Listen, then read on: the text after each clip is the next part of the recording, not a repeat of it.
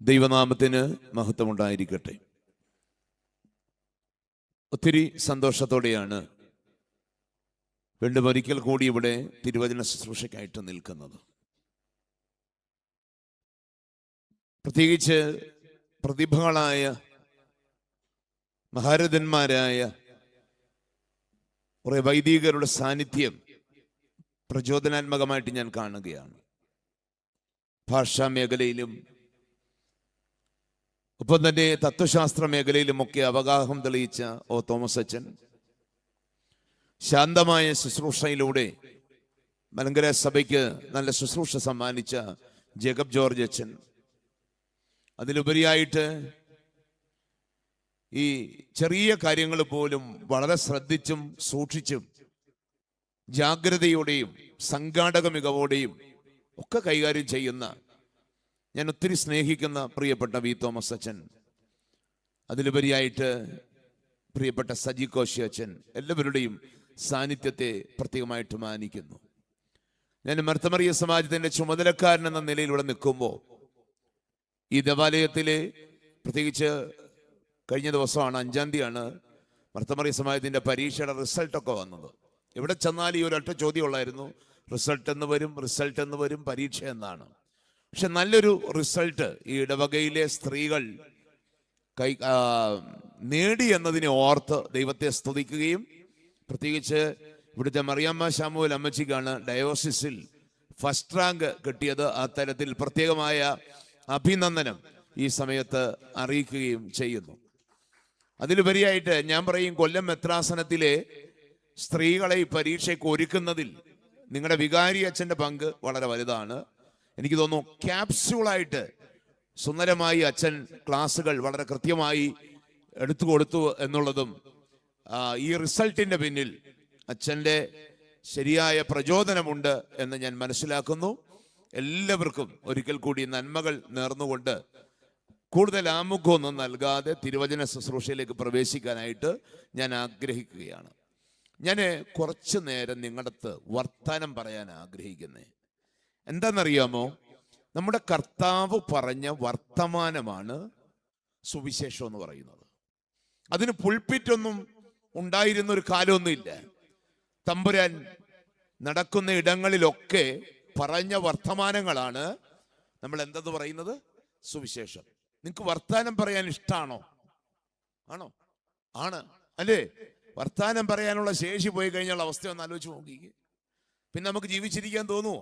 ഇല്ല. അതുകൊണ്ട് ഈ രാത്രി നിങ്ങൾക്കൊപ്പം ഇത്തിരി നേരം വർത്തമാനം പറയാൻ ഞാൻ ആഗ്രഹിക്കുകയാണ്.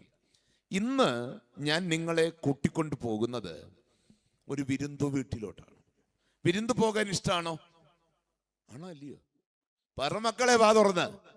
ആണ് അല്ലേ? വിരുന്ന് പോകാൻ ഇഷ്ടമാണ്. വിരുന്ന് പോകാൻ ഇഷ്ടമില്ലാത്തവരുമില്ല.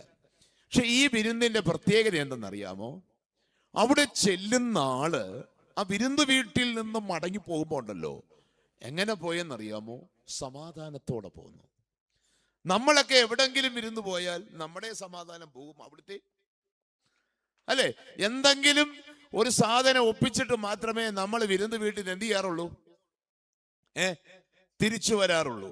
പക്ഷെ ഈ വിരുന്ന് വീടിന്റെ പ്രത്യേകത, അവിടെ ചെന്നിട്ട് മടങ്ങി പോകുമ്പോ ചെന്നാള് തിരിച്ചു പോകുന്നത് എങ്ങനെയാ പോന്നേ? സമാധാനത്ത്. അങ്ങനെ ഒരു വിരുന്ന് നമ്മൾ പങ്കെടുക്കാറുണ്ട് കേട്ടോ. ഏത് വിരുന്നാന്നറിയാമോ? ഒരു വിരുന്തി പങ്കെടുത്തിട്ട് തിരിച്ചു പോകാൻ നേരം നമ്മളോട് പറയുന്നുണ്ട്, നിങ്ങൾ സമാധാനത്തോടെ പോകാൻ. ഏതാ? നിങ്ങൾ സമാധാനത്തോടെ പോകാൻ പറയുന്ന വിരുന്ന് ഏതാ? വിശുദ്ധ കുർബാനയാണ്. പക്ഷെ വിശുദ്ധ കുർബാനയാകുന്ന വിരുന്നിലോട്ടല്ല നിങ്ങളെ കൊണ്ടുപോകുന്നത്. നമുക്ക് ചിന്തിക്കാൻ ഒരു വേദഭാഗമുണ്ട് കേട്ടോ. അപ്പൊ ഞാൻ ചിന്തിക്കുന്ന വേദഭാഗം ഞാൻ പറയും, നിങ്ങൾ എന്നോട് തിരിച്ചു പറയണം. അവസാനം നമ്മൾ ആ ഭാഗം കൃത്യമായിട്ട് മനസ്സിൽ ഇങ്ങനെ ഹൃദയസ്ഥമാക്കും. നമ്മൾ ഇന്ന് ചിന്തിക്കുന്ന സുവിശേഷം വിശുദ്ധ ലൂക്കോസിന്റെ സുവിശേഷമാണ്. ആരുടെ സുവിശേഷമാ? ആരുടെ സുവിശേഷമാ? വിശുദ്ധ ലൂക്കോസിന്റെ. എത്രാമത്തെ അധ്യായം എന്നറിയാമോ? 7-ാമത്തെ അധ്യായമാണ്. എത്ര അധ്യായ? അപ്പൊ നോക്കിക്കേ, നമ്മൾ ഇന്ന് ചിന്തിക്കുന്ന സുവിശേഷം ഏതാ? എന്തോ? വിശുദ്ധ ലൂക്കോസിന്റെ സുവിശേഷം. എത്രാമത്തെ അധ്യായമാണ്? 7-ാമത്തെ അധ്യായം അതിന്റെ 36 മുതൽ 50 വരെയുള്ള വാക്യമാണ്. വായിക്കണ്ട കേട്ടോ, വീട്ടിൽ പോയി വായിച്ചാൽ മതി.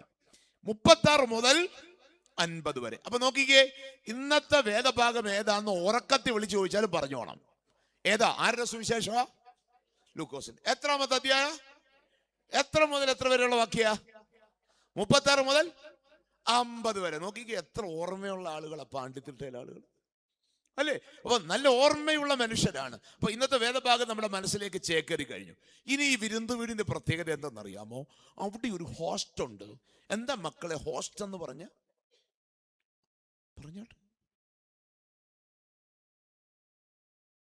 പിള്ളേരെല്ലാം ഇംഗ്ലീഷ് മീഡിയത്തില. ഇംഗ്ലീഷും അറിയില്ല, മലയാളവും അറിയില്ല. ഹോസ്റ്റ് എന്ന് പറഞ്ഞാൽ എന്താ പറ?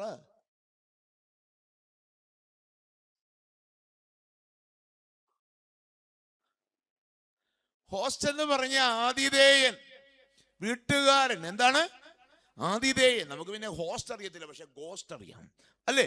അപ്പം ഹോസ്റ്റ് എന്ന് പറഞ്ഞാൽ എന്താണ്? ആതിഥേയൻ, വീട്ടുകാരൻ. ഇവിടുത്തെ വീട്ടുകാരൻ ആരാന്നറിയാമോ?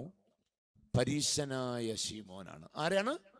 പരീശനായ ശീമോൻ. അപ്പൊ നോക്കിക്കേ, 7-ാം അധ്യായം 36 മുതൽ 50 വരെയുള്ള വാക്യങ്ങളിൽ നറേറ്റ് ചെയ്യുന്ന സംഭവത്തിലെ വീട്ടുകാരൻ ആരാണ്? പരീശനായ ശീമോൻ. ഈ നമുക്കറിയാം, യേശുവിന്റെ കാലത്തെ പരീശന്മാരുടെ പ്രത്യേകത എന്തെന്നറിയാമോ? വേഷമുണ്ട്, ഭൂഷാദി ഉണ്ട്, എല്ലാം ഉണ്ട്, പക്ഷെ അകത്തൊന്നും ഇല്ല. ഇവരെ നോക്കിയാണ് കർത്താവ് പറഞ്ഞത് വെള്ള തേച്ച ശവക്കല്ലറകളെ എന്ന്. നമ്മളും പലപ്പോഴും അതുപോലെ വേഷമുണ്ട്, ഭൂഷയുണ്ട്, പക്ഷെ അകത്തൊന്നും ഇല്ല. അപ്പൊ ഈ ശീമോൻ ഒരു തോന്നല്, അന്ന് നാട്ടിൽ പേരുകേട്ട ഒരു റാബിയാണ്, അറിയപ്പെടുന്ന ഗുരുവാണ്. ആര്? യേശു ക്രിസ്തു.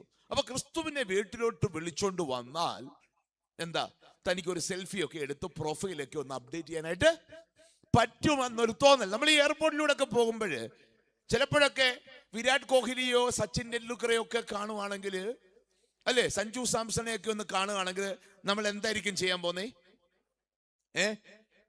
ഒക്കുവാന്നെ അടുത്തു പോയി നിൽക്കും, പറ്റുവാണെ എന്തെടുക്കും? ഒരു സെൽഫി എടുക്കും. എന്നിട്ട് നമ്മൾ ഇൻസ്റ്റയിൽ അങ്ങോട്ട് പോസ്റ്റ് ചെയ്യും. എന്താണ്? സഞ്ജു സാംസൺ എന്നോടൊപ്പം. അല്ലേ? ആരുടെ പ്രൊഫൈൽ മെച്ചപ്പെടുത്താൻ വേണ്ടിയാ? സഞ്ജു സാംസന്റെ. അവന്റെ ആരുടെയാ? നമ്മുടെ പ്രൊഫൈൽ മെച്ചപ്പെടുത്താൻ വേണ്ടി ചെയ്യുന്ന കാര്യ. അപ്പോഴാണ് നാട്ടിൽ നല്ലൊരു മനുഷ്യനുണ്ടെന്നറിഞ്ഞപ്പോ ആ മനുഷ്യനെ എവിടോട്ട് വിളിച്ചു? വീട്ടിലോട്ട് വിളിച്ചു. എന്തിനു വേണ്ടിയാ? സ്വന്തം വിരുന്ന് കൊടുക്കാന്ന് പറഞ്ഞാൽ വിരുന്ന് കൊടുക്കാന്നുള്ള ഉദ്ദേശമൊന്നും അല്ല. സ്വന്തം പ്രൊഫൈലും സ്റ്റേറ്റസും അപ്ഡേറ്റ് ചെയ്ത് മെച്ചപ്പെടുത്താൻ വേണ്ടി ഒരാൾ ചെയ്ത കാര്യമാണ്. പക്ഷേ ഈ മനുഷ്യനെ ഞാൻ വിശേഷിപ്പിക്കുന്ന എന്തിനോടാന്നറിയാമോ? ഞാൻ പറയും, ഞാൻ വിശേഷിപ്പിക്കുന്ന ഒരു പുസ്തകത്തോട്. ഏത് പുസ്തകമാണെന്നറിയാമോ? നമ്മുടെ പള്ളിയിലൊക്കെ ഇരിക്കുന്ന കുർബാനക്രമത്തോട്. നമ്മുടെ പള്ളിയിൽ ഇരിക്കുന്ന കുർബാനക്രമത്തിന്റെ പ്രത്യേകത, എന്തായാലും ദൈവത്തിന്റെ കാരണമുണ്ട്, ഈ വി തോമസ് അച്ഛൻ ചെല്ലുന്നിടത്തെല്ലാം നല്ല കുർബാനക്രമം വാങ്ങിച്ചു വെക്കും. അച്ഛൻ്റെ ഒരു പ്രത്യേകത. പക്ഷെ സാധാരണ പള്ളികളിലൊക്കെ കുർബാനക്രമം ഇരിക്കുന്ന കണ്ടിട്ടുണ്ടോ? അല്ലേ? നമ്മൾ ചെന്ന് എടുത്ത് തുറന്നു നോക്കും. ആര്? ഈ പരീശൻ. പുറഞ്ചട്ടയുണ്ട്, പക്ഷെ അകത്തൊന്നും ഇല്ല. അപ്പോൾ ഈ മനുഷ്യനെ നിങ്ങൾ പരിചയപ്പെട്ടു. അയാളുടെ പേരെന്താണ്? ശീമോൻ. അയാൾ എങ്ങനെയുള്ള ആളാണ്? പരീശനാണ്. അപ്പൊ അത് മനസ്സിലായല്ലോ. 2, അവിടുത്തെ ഗസ്റ്റ് ആരാന്ന് കൃത്യമായിട്ട് നമുക്കറിയാം. ഗസ്റ്റ് ആര്? യേശു ക്രിസ്തുവാണ്. 3ാമത് ഒരാൾ കൂടെ അവിടോട്ട് വരുന്നുണ്ട് കേട്ടോ. അയാൾ വിളിക്കാതെയും പറയാതെയും വരികയാണ്. അയാളുടെ പേരില്ല, വീട്ടുപേരില്ല, മേൽവിലാസം ഇല്ല, അപ്പന്റെ പേരില്ല, അമ്മയുടെ പേരില്ല. എന്തുകൊണ്ടാ ലൂക്കോസ് എവങ്കലിസ്റ്റ് അങ്ങനെ ഒരാൾക്ക് പേര് കൊടുക്കാതിരുന്നറിയാവോ? നമുക്കറിയാം ഈ പീഡിപ്പിക്കപ്പെട്ട സ്ത്രീകളുടെയൊക്കെ പേര് അന്താരാഷ്ട്ര മാധ്യമങ്ങളിൽ പറയാറുണ്ടോ? നമ്മുടെ മാധ്യമങ്ങളിൽ വല്ലതും പറയാറുണ്ടോ? ഇല്ല. പിന്നെ നമ്മളവിടെ ഉപയോഗിക്കുന്ന പദം എന്താ? അതിജീവിത, അല്ലേ? പിന്നെ ഇര, ഇങ്ങനെയൊക്കെ പറയത്തുള്ളൂ. അതിജീവിത, ഇര. അവരുടെ പേരുപയോഗിക്കത്തില്ല. കാരണം എന്താ? അവരുടെ പേര് ലോകത്തിന്റെ മുമ്പിൽ വെളിപ്പെടുത്തി അവരുടെ അന്തസ്സിനെ ഇല്ലാതാക്കരുത് എന്നാണ് എന്തെന്ന് പറയുന്നത്. കാരണം ഈ ലോകത്ത് നൊമ്പരപ്പെടുന്ന ഓരോ വ്യക്തിക്കും എന്തുണ്ട്? അന്തസ്സുണ്ട് എന്ന് മനസ്സിലാക്കാൻ വേണ്ടി വന്ന നിയമം. ഈ നിയമം ഞാൻ പറയും ഇപ്പോഴെങ്ങാണ്ട് വന്നതാണോ? അല്ല. എത്രയോ നൂറ്റാണ്ടുകൾക്ക് മുമ്പ് ലൂക്കോസ് എവങ്കലിസ്ത ഒരു സ്ത്രീയെ പരിചയപ്പെടുത്തുമ്പോ അവിടെ പേര് പറയുന്നില്ല, വീട്ടുപേര് പറയുന്നില്ല. എന്തുകൊണ്ടാണെന്നറിയാമോ? ശരിക്കും നമ്മൾ ഓർക്കണം, അവളെ ലൂക്കോസ് എവങ്കലിസ്ത അടയാളപ്പെടുത്തുന്നത് ഒരു കോമൺ നൗൺ കൊണ്ടാണ്. ഏത് നൗണാ ഉപയോഗിക്കുന്നത്? പാപിനിയായ സ്ത്രീ, അല്ലേ? പാപിനിയായ സ്ത്രീ എന്ന ടൈറ്റിൽ കൊണ്ടാണ് അടയാളപ്പെടുത്തുന്നത്. അവിടെ പ്രത്യേകത എന്തെന്നറിയാമോ? അവൾ ഒരു പുസ്തകം പോലെയാണ്. ഏത് പുസ്തകമാണെന്നറിയാവോ? ഞാൻ പറയും, നമ്മുടെ ഈ LKG UKG ഒക്കെ പഠിക്കുന്ന കൊച്ചുങ്ങൾക്ക് സ്കൂൾ തുറക്കുമ്പോൾ നമ്മൾ പുസ്തകം വാങ്ങിച്ചു കൊടുക്കാറില്ലേ? ഉണ്ട്. ഒന്നാമത്തെ ടേം കഴിയുമ്പോൾ ആ പുസ്തകം ഇരിക്കുന്ന കണ്ടിട്ടുണ്ടോ? ഉണ്ടോ? എന്താ? പുറവും കാണത്തില്ല, അകവും കാണത്തില്ല. ഷീമോന് പുറംചട്ട ഉണ്ടായിരുന്നു, ഇവക്ക് പുറംചട്ടയില്ല, അകഞ്ചട്ടയില്ല, അകത്തൊന്നുമില്ല. നമ്മുടെ കാലത്ത് പിന്നെ ദൈവത്തിന്റെ കരുണ കൊണ്ട് പുസ്തകമൊന്നും ഇല്ലായിരുന്നു. പിന്നെന്താ? സ്കൂള് തുറക്കുന്നതിന്റെ തലേന്നൊരു സാധനം വാങ്ങിച്ചു തരും. എന്താ വാങ്ങിച്ചു തരുന്നേ? ഒരു സ്ലേറ്റ്. ഓർമ്മയുണ്ടോ? സ്ലേറ്റ് എന്ന് പറഞ്ഞപ്പോ കണ്ണും പിടിച്ചിരിക്കുക. എന്ത് വെച്ചാ അത്? സ്ലേറ്റ് കണ്ടിട്ടുണ്ടോ? ഉണ്ട്. ഈ സ്ലേറ്റിന്റെ 4 വശം എന്താ ഉള്ളത്? തടി വെച്ച ഒരു അതിരുണ്ട്, അല്ലേ? ഒരു ഫ്രെയിം ഉണ്ട്. അതിന്റെ നടുക്ക് ഗ്രാഫൈറ്റ് കൊണ്ട് ഒരു ഷീറ്റ് ഉണ്ട്. ഇത് കിട്ടുന്ന ജൂൺ മാസം 1-ാം തീയതി തലേന്ന് വൈകുന്നേരം ആണ് ഇത് കിട്ടുന്നത്. കാരണം സാമ്പത്തിക ബുദ്ധിമുട്ടൊക്കെ ആയിട്ട് നേരത്തെ ഒന്നും മാറ്റി തരത്തില്ല. തലേന്ന് വൈകുന്നേരം ആകുമ്പോൾ ഒരെണ്ണം കിട്ടും. ഇത് കിട്ടിക്കഴിയുമ്പോൾ ഉള്ള സന്തോഷം ഒന്ന് ഓർത്ത് നോക്കിക്കേ. ലംബോർഗിനി കിട്ടിയ ഇത്ര സന്തോഷം ഉണ്ടാവൂ? ഇല്ല. ഇത് കിട്ടുന്ന രാത്രി നമ്മൾ ആരും ഉറങ്ങത്തില്ല. കാരണം എന്താണെന്നറിയാവോ? ഇത് തലക്കട വെച്ചോണ്ടേ കിടക്കത്തുള്ളൂ. പിറ്റേന്ന് സ്കൂളിൽ പോയി എല്ലാരും ഇത് കാണിക്കണം. അതിനുവേണ്ടിയാണ് നമ്മളിത് കൊണ്ടു കിടക്കുന്നത്. അപ്പോ പിറ്റേന്ന് രാവിലെ നമ്മൾ എഴുന്നേക്കും. ജൂൺ 1 കേൾക്കുമ്പോഴേ എന്ത് പൊഴിയാൻ തുടങ്ങും? മഴ, അല്ലേ? തകർപ്പം മഴയായിരിക്കും. രാവിലെ സ്കൂളിൽ പോകുന്ന രംഗം ഓർത്ത് നോക്കിക്കേ. അന്നത്തെ സ്കൂളിൽ പോകുമ്പോ ഒരു ഷർട്ട് എടുത്തിടും. ഷർട്ടിന് ബട്ടൺസ് എല്ലാം കാണുമോ? ഇല്ല. മേളിലും താഴെയൊക്കെ ഒപ്പിച്ച് വെക്കും. പിന്നെ ഒരു ട്രൗസർ എടുത്തിടും. ഞാൻ പറയും, വിശുദ്ധന്മാരുടെയും കർത്താവിന്റെയും ഒക്കെ പ്രാർത്ഥനയും മധ്യസ്ഥതയും കൊണ്ട് ഈ ട്രൗസർ വൈകുന്നേരം വരെ എവിടെ ഇരിക്കുന്നത്? അരയിലിരിക്കുന്നത്. എന്നിട്ട് ഈ സ്ലേറ്റ് എവിടെ വെച്ചോണ്ടാ പോകുന്നത്? സ്കൂൾ ബാഗ് ഉണ്ടോ? ഇല്ല. പിന്നെന്താ ചെയ്യുന്നത്? കഷത്ത് വെച്ചോണ്ടാ പോകുന്നത്. ഇല്ല. സ്കൂളിൽ പോകാൻ കൊടയുണ്ടോ? ഇല്ല. മഴയെ നനഞ്ഞോണ്ട് ഇല്ല. സ്കൂളിൽ എത്രയും പെട്ടെന്ന് എത്തണം. ഇന്നത്തെ കൂട്ടുള്ള റോഡാണോ? അല്ല, വഴുക്കു പിടിച്ച വഴിയാണ്, അല്ലേ? അതുകൊണ്ട് ഇതിലൂടെ ഓടിപ്പോകുന്ന വഴിക്ക് എവിടെങ്കിലും ചടഞ്ഞങ്ങ് വീഴുന്നുടനെ ആദ്യം പൊട്ടുന്നേ എന്താ പൊട്ടുന്നേ? സ്ലേറ്റ് ആണ്. നമ്മൾ ആദ്യം പഠിച്ച സബ്ജക്ട് ഏതാണെന്നറിയാവോ? മലയാളമോ? അല്ല, എഞ്ചിനീയറിംഗ് പഠിച്ചാ തുടങ്ങിയത്. എന്ത് പഠിച്ചാ തുടങ്ങിയേ? കാരണം എന്തറിയോ? വീണപ്പോൾ പൊട്ടിയ സ്ലേറ്റ് ആ ചെളി പിടിച്ച ഷർട്ടോട് എഴുന്നേറ്റിട്ട് നമ്മൾ എന്ത് ചെയ്യാൻ നോക്കും? ഒപ്പിച്ചു വെക്കാൻ നോക്കും. അതാണ് എഞ്ചിനീയറിംഗ് പഠിച്ചാ തുടങ്ങിയത്, അല്ലേ? പൊട്ടിയതൊക്കെ ഒപ്പിച്ചു വെക്കാൻ ആർക്കറിയായിരുന്നു?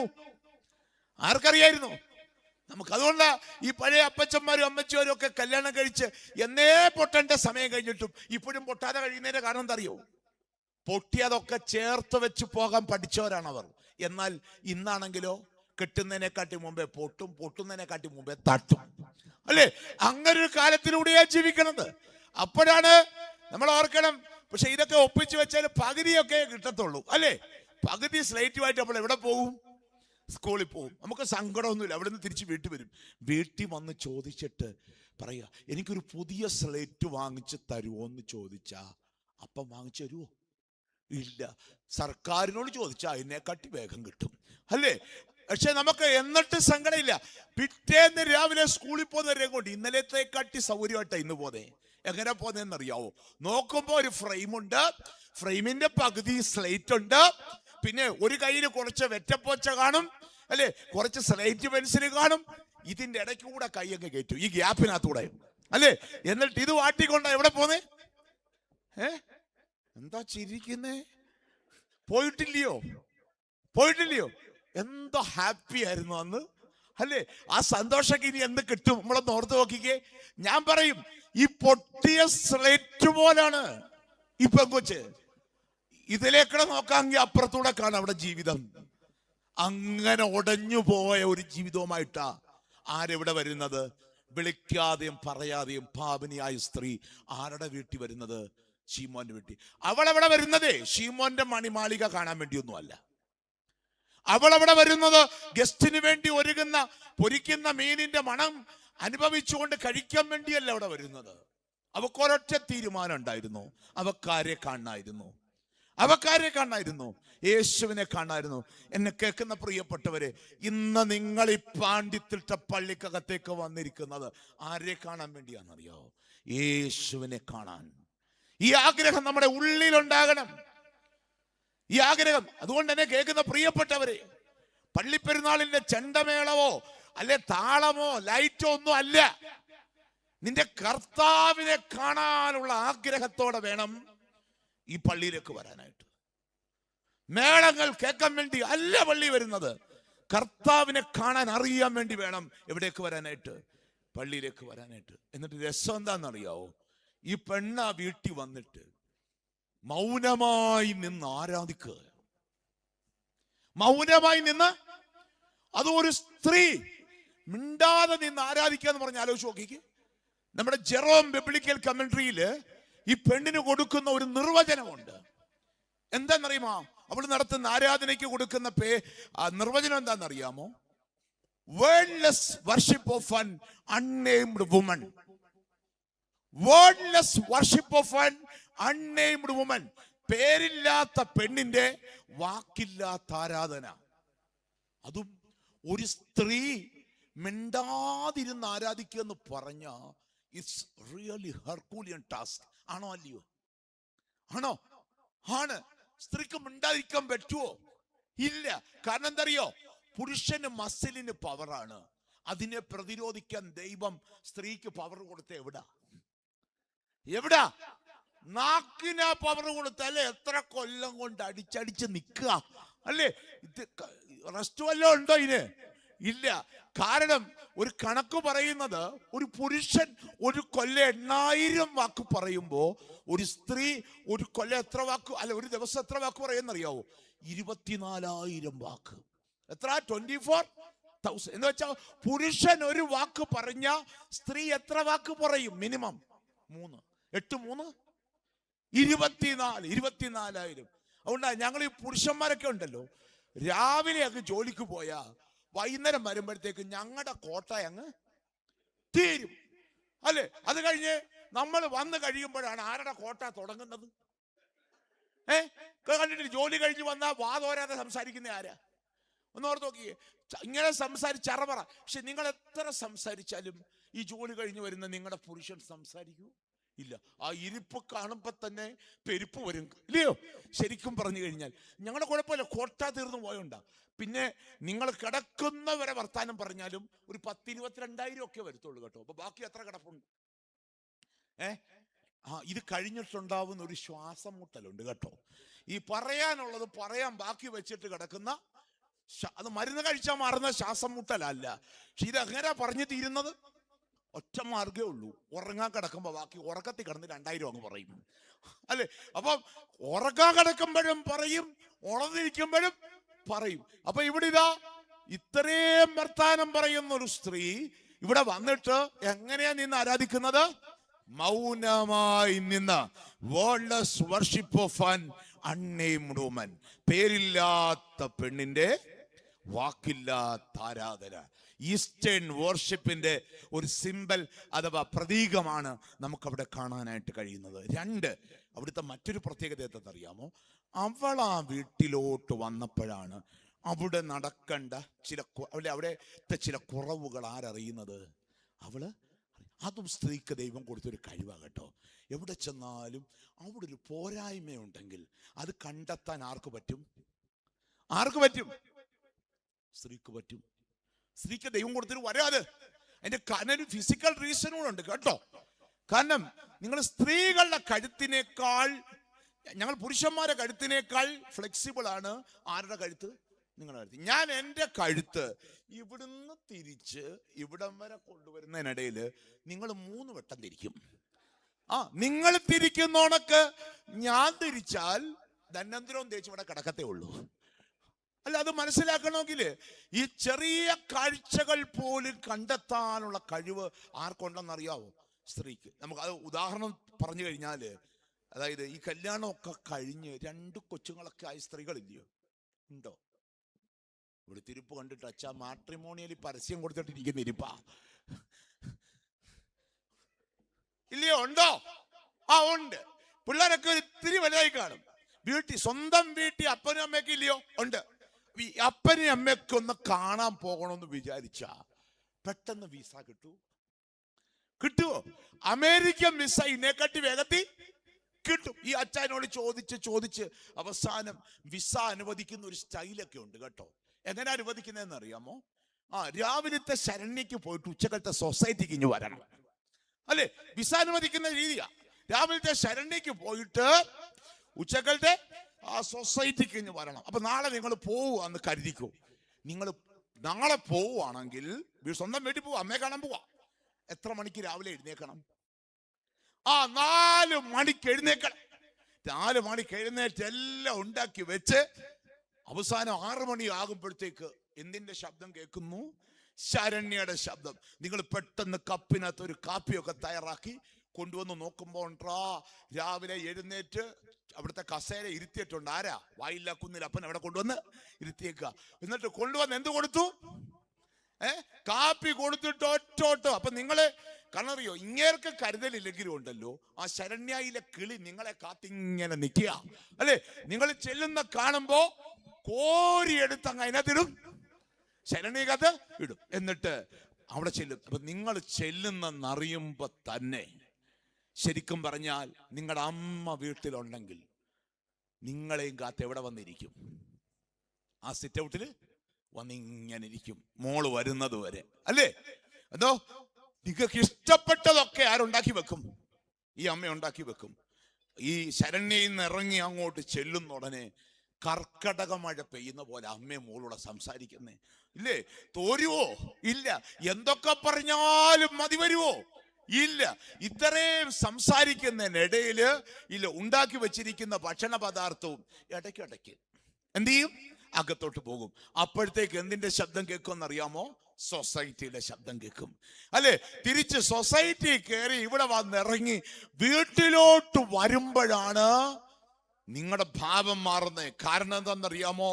സെറ്റ് ഔട്ടി നിങ്ങളെ കാത്ത് കണ്ണും നട്ട് കപ്പ് കാത്തിരിക്കുക. രാവിലെ കാപ്പി കൊടുത്ത കപ്പ്. അല്ലേ?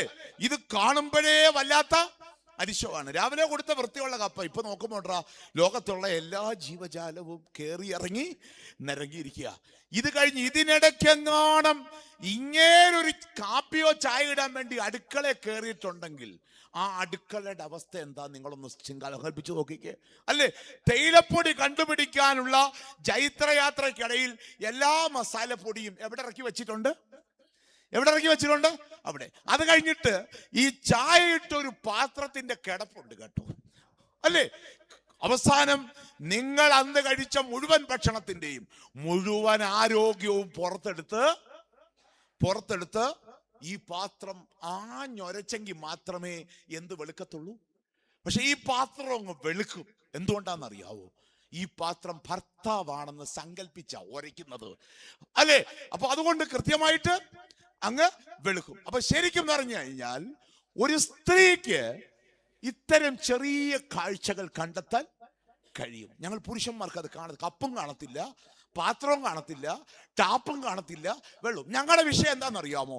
റഷ്യയും ഉക്രൈനും തമ്മിലുള്ള അന്താരാഷ്ട്ര ബന്ധം, അമേരിക്കയും വെനസ്വേലയും തമ്മിലുള്ള അന്താരാഷ്ട്ര ഉടമ്പടി. ഇതൊക്കെയാണ് ആരുടെ ചിന്താ വിഷയം? ഞങ്ങളുടെ ചിന്താ വിഷയം. അപ്പോൾ ഒരു സ്ത്രീ ചെറിയ കാഴ്ചകളെ പോലും ഒപ്പിയെടുക്കും ക്യാമറകളെക്കാൾ ഭംഗിയായി ചെറിയ കാഴ്ചകളെ പോലും ഒപ്പിയെടുക്കാൻ ആർക്ക് കഴിയും? ഒരു സ്ത്രീക്ക് കഴിയും. ഇവൾ അവിടെ ചെന്നപ്പോ കണ്ടെത്തിയ കാര്യം എന്താണെന്നറിയാമോ? യഹൂദ പാരമ്പര്യം അനുസരിച്ച് ആ വീട്ടിൽ ക്രിസ്തുവിനെ സ്വീകരിക്കേണ്ടത് എങ്ങനെയാണെന്നറിയാമോ? കാല് കഴുകണം, എണ്ണ തേക്കണം, ചുംബിക്കണം. ശീമോൻ ചെയ്തോ? ഇല്ല. കാരണം എന്താ? യേശു ക്രിസ്തുവിന്റെ പ്രൊഫൈൽ മെച്ചപ്പെടുത്താനല്ല, സ്വന്തം സ്റ്റാറ്റസ് ലോകത്തിന് മുമ്പിൽ കാണിക്കാൻ കാപട്യമുള്ളൊരു മനുഷ്യൻ വിളിച്ചു വരുത്തിയ ക്രിസ്തു. അതുകൊണ്ട് അവൻ ഉചിതമായ രീതിയിലാണോ സ്വീകരിച്ചത്? അല്ല.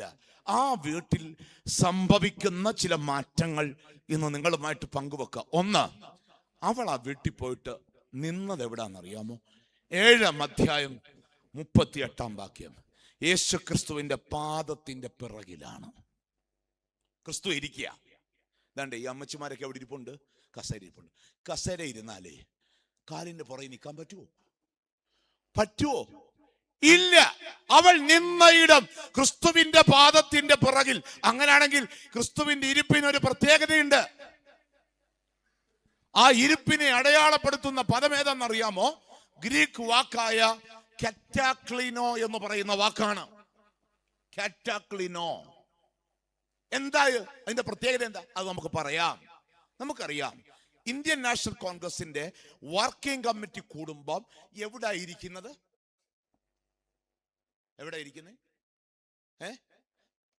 താഴെയായിരിക്കുന്നത് അല്ലേ? ഗാന്ധിയുടെ കാലത്ത് തുടങ്ങിയതാ. ഇനിയിപ്പോ ഇരിപ്പൂടെ മാത്രമേ ഉള്ളൂ കേട്ടോ. അപ്പം ഇരിക്കുന്നത് എവിടാണ്? താഴെയാണ്. ഇനി നോർത്ത് ഇന്ത്യക്കാര് ഭക്ഷണം കഴിക്കാതിരിക്കുന്നത് എവിടാ? താഴെയായിരിക്കുന്നത് അല്ലേ? ആ നോർത്ത് ഇന്ത്യക്കാര് താഴെ ഇരുന്നിട്ട് ആ ചമ്മണക്കാലൊക്കെ അങ്ങോട്ട് പൂട്ടി ഒരു പ്ലേറ്റ് എടുത്ത് ചപ്പാത്തി, അച്ചാറ്, ദാല് ഇതൊക്കെ അങ്ങോട്ട് വെച്ച് കഴിക്കുന്ന കാണുമ്പോൾ നമ്മൾ മലയാളികൾക്ക് ഒരു വല്ലാത്ത കൊതി തോന്നും. എന്താ? നിലത്തിരുന്ന് നമുക്കൊന്ന് കഴിക്കാം. അതാണ്ട് ഇവിടെ കുറച്ച് പാവങ്ങൾ വന്ന് എവിടെ ഇരിപ്പുണ്ടെന്ന് അറിയാവോ? നിലത്തിരിപ്പുണ്ട്. ഇത്തിരി കഴിയുമ്പോൾ കൺവെൻഷൻ കഴിയുമ്പോൾ ഈ പാവങ്ങൾ എഴുന്നേക്കുന്ന ഒന്ന് കാണണം കേട്ടോ. പതഞ്ജലിയുടെ യോഗശാസ്ത്രൂത്ര പറയുന്ന എല്ലാ യോഗാസനങ്ങളും പുറത്തെടുത്തിട്ടായിരിക്കും ആരെഴുന്നേക്കാൻ പോന്നേ? അല്ലേ? നമ്മൾ നോർത്ത് നോക്കിക്കേ. അപ്പൊ അന്നേരം നമ്മളൊരു വാശിക്ക് നിലത്തിരുന്ന് കഴിക്കാൻ തീരുമാനിച്ച, മലയാളികൾ ഇരിക്കാൻ തീരുമാനിച്ച ആ ഇരിപ്പ് എങ്ങനെ ആയിരിക്കും? കാലൊക്കെ പിടിച്ചോടിച്ച് മടക്കി വെക്കണം. അത് കഴിഞ്ഞ് മുമ്പിൽ ഇലയിടും, എല്ലാ ഐറ്റവും വിളമ്പും. പക്ഷേ ഒരിക്കലും ഒരു മലയാളിക്ക് ചമ്മണക്കാലിട്ടിരിക്കുമ്പോൾ മുമ്പിൽ വിളമ്പുന്ന ഐറ്റം കാണാൻ പറ്റത്തില്ല. കാരണം എന്താ? ഈ വയറിനെ അതിജീവിച്ചിട്ട് വേണം എന്തു നോക്കാനായിട്ട്? ഭക്ഷണം നോക്കാനായിട്ട്. അപ്പോൾ നമ്മൾ ഓർക്കണം, ഈ യഹൂദന്റെ ഇരിപ്പ് എന്താണെന്ന് നമ്മൾ നോക്കണം. യഹൂദന്മാർ ഭക്ഷണത്തിന് ഇരിക്കുന്നത് എങ്ങനെയാണെന്നറിയാമോ? നമ്മുടെ നാട്ടിലൊക്കെ ഈ കൊരണ്ടി എന്ന് പറഞ്ഞൊരു സാധനമുണ്ട്. കണ്ടിട്ടുണ്ടോ മക്കളെ? ഇല്ലയോ? മ്യൂസിയത്തിൽ പോണം കേട്ടോ. തിരുവനന്തപുരം മ്യൂസിയത്തിൽ ഇരിപ്പുണ്ട്. എന്താ? കൊരണ്ടി അല്ലേ? ഇനി 2 കൊരണ്ടി ഉണ്ടാക്കി കൊടുക്കണേ പിള്ളേർക്കൊക്കെ കേട്ടോ. പിള്ളേർ കൊരണ്ടി കണ്ടിട്ടില്ല. അധികം പൊക്കയില്ലാത്ത ഇരിക്കുന്നൊരു തല. പക്ഷെ ഇപ്പോഴത്തെ ഈ തിരുവത്താഴമൊക്കെ കാണുമ്പോൾ ഉണ്ടല്ലോ, അതായത് എന്താ, മാർബിൾ ടോപ്പ് മേശയുടെ പുറത്താ കർത്താവ് എന്ത് ആഘോഷിച്ചത്? തിരുവത്താഴ. പക്ഷെ ഇത് അധികം പൊക്കയില്ലാത്തൊരു, ഇതിനകത്ത് കാലിങ്ങനെ പുറകോട്ടിട്ടിരിക്കും. എന്നിട്ട് ഇടതുവശം ചാഞ്ഞ് വലത് കൈ ഇങ്ങനെ ഫ്രീക്വന്റ് ആയിട്ടിട്ടാണ് യഹൂദന്മാർ എന്തിനിരിക്കുന്നത്. പക്ഷെ ഈ ഇരിപ്പിന് പറയുന്ന പേരാണ് എന്തെന്ന് പറയുന്നത്? കാറ്റാക്ലിനോ. ഇതിന്റെ ഇംഗ്ലീഷ് ട്രാൻസ്ലേഷൻ എന്തറിയോ? റിക്ലൈൻഡ്. എന്താണ് റിക്ലൈൻഡ്? റിക്ലൈനർ എന്ന് പറഞ്ഞാൽ നമുക്കറിയാം. എന്താ റിക്ലൈനർ? എന്താ റിക്ലൈനർ? നമ്മള് വീടിന്റെ മുമ്പിൽ കിടക്കുന്ന ചാരുകസേര കണ്ടിട്ടുണ്ടോ? ഉണ്ട്. അത് റിക്ലൈനറാ, ചാരുകസേര അല്ലേ? ഞാൻ പറയും, ഒരു കാലത്ത് അമ്മച്ചിമാര് രക്ഷപ്പെട്ടത് ഈ ചാരുകസേര ഉള്ളതുകൊണ്ട്. അതിന്റെ കാരണം എന്തറിയോ? അന്ന് വീട്ടിലൊരു കാരണവര് കാണും അല്ലേ? അദ്ദേഹത്തിന്റെ ഭാര്യയൊക്കെ നിൽക്കുന്നത് എങ്ങനെ ആയിരിക്കും? വളരെ ഉപചാരപൂർവ്വ. വീട്ടിൽ പിള്ളേരുടെ എണ്ണം എത്രയാണ്? 10, 11, 12 അല്ലേ? ഇത്രയും പിള്ളേരൊക്കെ കാണും. വരുമാനം ഉണ്ടോ? ഇല്ല. കാർഷിക വരുമാനം മാത്രമേ ഉള്ളൂ. അതുകൊണ്ട് ഈ ഇത്രയും പിള്ളേർ വയറ് നിറയ്ക്കാന്ന് പറഞ്ഞ ഒരു സാഹസം ആണ്. ഈ കാരണവര് രാവിലെ കയറി അളന്നു കൊടുക്കും. എന്താ? ഇടങ്ങഴി അരി, അതിന്റെ 2 ഇടങ്ങഴി കപ്പ, അതിന്റെ സാധനം എല്ലാം അളന്നു കൊടുക്കും. അതിൽ ഒരു പൊടി അധികം ഇട്ട് വെക്കാൻ പറ്റുമോ? പറ്റത്തില്ല. അങ്ങനെ എങ്ങാനും വെച്ചാൽ അവസാനം വിളമ്പി വരുമ്പോ ആർക്ക് കിട്ടത്തില്ല. ഓർത്തോ? അപ്പനും അമ്മയൊക്കെ, പ്രത്യേകിച്ച് അമ്മമാരും മുണ്ടുമുറുക്കി ഉടുത്താണ് ഈ മക്കൾക്ക് എന്ത് കൊടുത്തത്? ഭക്ഷണം കൊടുത്ത്. ആ പാവങ്ങളുടെയൊക്കെ അന്നത്തെ കാലം നമ്മളൊന്ന് ആലോചിച്ച് നോക്കേണ്ടത് ആവശ്യമാണ്. അപ്പൊ പിന്നെ അന്നത്തെ അമ്മച്ചിമാര് കണ്ടുപിടിച്ച സാധനമാ ഈ റിക്ലൈനർ. കാരണം അറിയോ, ഈ മൂശാട്ടയായ മൂപ്പിലാനെ രാവിലെ എഴുന്നള്ളിച്ചുകൊണ്ട് വന്ന് വീടിന്റെ പുറത്ത് കൊണ്ടിടാൻ കണ്ടുപിടിച്ച സാധനമാണ്. ഏത് ഇതിനകത്തൊന്നും ഒരു നടക്ക് എഴുന്നേറ്റ് പോകാൻ പറ്റുമോ? കാരണം തുണിയുടെ ചാര അല്ലേ, ഒരു തരത്തിൽ എഴുന്നേക്കാൻ പറ്റുമോ? ഇല്ല. അതിനകത്ത് രാവിലെ ആഘോഷമായിട്ട് കൊണ്ടുവന്ന് ഇതിനകത്തിടും. മാത്രമല്ല തുപ്പാൻ പോലും എഴുന്നേൽപ്പിക്കത്തില്ല. കാരണം എന്താ അറിയോ, ഇയാൾ തുപ്പാൻ വേണ്ടി എഴുന്നേറ്റ് പെരയ്ക്കാത്ത വരും, വന്നാ മെനക്കേടാ. അതുകൊണ്ട് തുപ്പാൻ വേണ്ടി എന്തുകൊണ്ട് കൊടുക്കും? അതുകൊണ്ടാ ഈ പഴയ അമ്മച്ചിമാരൊക്കെ ഈ ചാരുകസേര കണ്ട തൊട്ട് കുരിശു വരയ്ക്കും. കർത്താവ് ഇതുള്ളതുകൊണ്ടാ എത്ര ഇടിയിന്ന് രക്ഷപ്പെട്ടത്. അപ്പോ കർത്താവിന്റെ ഈ ഇരിപ്പെന്ന് പറഞ്ഞ കാല് പുറകോട്ടിട്ട് ഇടതുവശത്തോടൊന്ന് ചാഞ്ഞ് വലത് കൈ ഫ്രീ ആയിട്ടിട്ടിങ്ങനെ ഇരിക്കുക. അപ്പോഴാണ് പുറകോട്ടിട്ട കാലിന്റെ അവിടെ ചെന്നിട്ട് ആര് നിൽക്കുന്നത്? പാപിനിയായ സ്ത്രീ. എന്തിനാ അവക്ക് എവിടൊക്കെ നിൽക്കായിരുന്നു? അടുക്കള പോയി നിൽക്കായിരുന്നു. നല്ല ഭക്ഷണം ഉണ്ടാക്കുന്ന അടുക്കള പോയി നിൽക്കായിരുന്നു. അല്ലെ അവിടെ പല മനുഷ്യരും വന്നിട്ട് അവിടെ നിൽക്കായിരുന്നു. അല്ലെ മുറ്റത്ത് നിൽക്കായിരുന്നു. ഇവിടെ ഒന്നും നിൽക്കാതെ യേശുവിന്റെ പാദത്തിൽ പോയി നിന്ന്. എന്താണെന്നറിയാവോ? ഞാൻ പറയും, പാദം ജീവിതത്തെ കുറിക്കുന്നതാണ്. എന്തിനെ കുറിക്കുന്നതാ? ഒരു മനുഷ്യന്റെ ഓട്ടത്തിന്റെ ജീവിതത്തിന്റെ അടയാളമാണ് എന്തെന്ന് പറയുന്നത്. അപ്പം കാല് കണ്ടാൽ എന്തറിയാന്നാ പറയുന്നേ? ജീവിതം അറിയാം. അതുകൊണ്ടാ അപ്പന്റെ അമ്മയുടെ ഒക്കെ കാല് നമ്മൾ എന്ത് ചെയ്യാറുണ്ട്? തൊട്ട് എന്താ വണങ്ങുന്നത്? അപ്പന്റെ കാലിനെ വണങ്ങുവാന്നോ? അപ്പന്റെ കാലിന് വലിയ സൗന്ദര്യം ഉണ്ടോ? ഇല്ല. പൂത്തുപടച്ച കാല അല്ലേ? വളർന്ന നഖം ആണോ? ആണ്. ആ നഖത്തിന്റെ ഒക്കെ കട്ടി ഒന്ന് ആലോചിച്ച് നോക്കിക്കേ അല്ലേ? ശരിക്കും പറഞ്ഞാൽ ആ കാലിന്റെ സൗന്ദര്യം കൊണ്ടാണോ തൊട്ട് വണങ്ങുന്നത്? അല്ല. ആ കാലെ നോക്കുമ്പോ നമുക്കറിയാം ആ മനുഷ്യൻ ഓടിത്തേഞ്ഞത് ആർക്ക് വേണ്ടിയാ? നമുക്ക് വേണ്ടിയാ. ഓടിത്തേഞ്ഞ കാലുകൾ. കാലിലേക്ക് നോക്കിയാൽ കാൽ എന്തിന്റെ പ്രതീകമാണെന്നറിയോ? ജീവിതം. ഈ പാപിനിയായ സ്ത്രീ അവിടെ വരുന്ന എന്തിനാണെന്നറിയാമോ? അവക്കറിയാം അവിടെ ജീവിതം ശരിയല്ലെന്ന്. നമ്മളും പാടാറുണ്ടല്ലോ, ജീവിതം ഇന്നും ശരിയായിട്ടില്ല. അവിടെ പാട്ട് കേട്ട ആരുടെ ജീവിതം ശരിയാകാത്തത്? അമ്മായി അമ്മയുടെ മുഖത്ത് നോക്കി മരുമോള് പാടുക, ജീവിതം ഇന്നും ശരിയായിട്ടില്ല. പക്ഷേ നമ്മുടെ ജീവിതത്തെ പറ്റി നമ്മൾ എന്ത് ചെയ്യുന്നത്? പാടുന്നത്. എന്ത് ശരിയായില്ലെന്ന്? ജീവിതം ശരിയായില്ല. ശരിയാകാത്ത ജീവിതങ്ങൾ ശരിയാകാൻ വേണ്ടിയാണ് ആരുടെ പാദപീഠത്തിൽ വന്ന് നിൽക്കുന്നത്? യേശുവിന്റെ പാദപീഠത്തിൽ.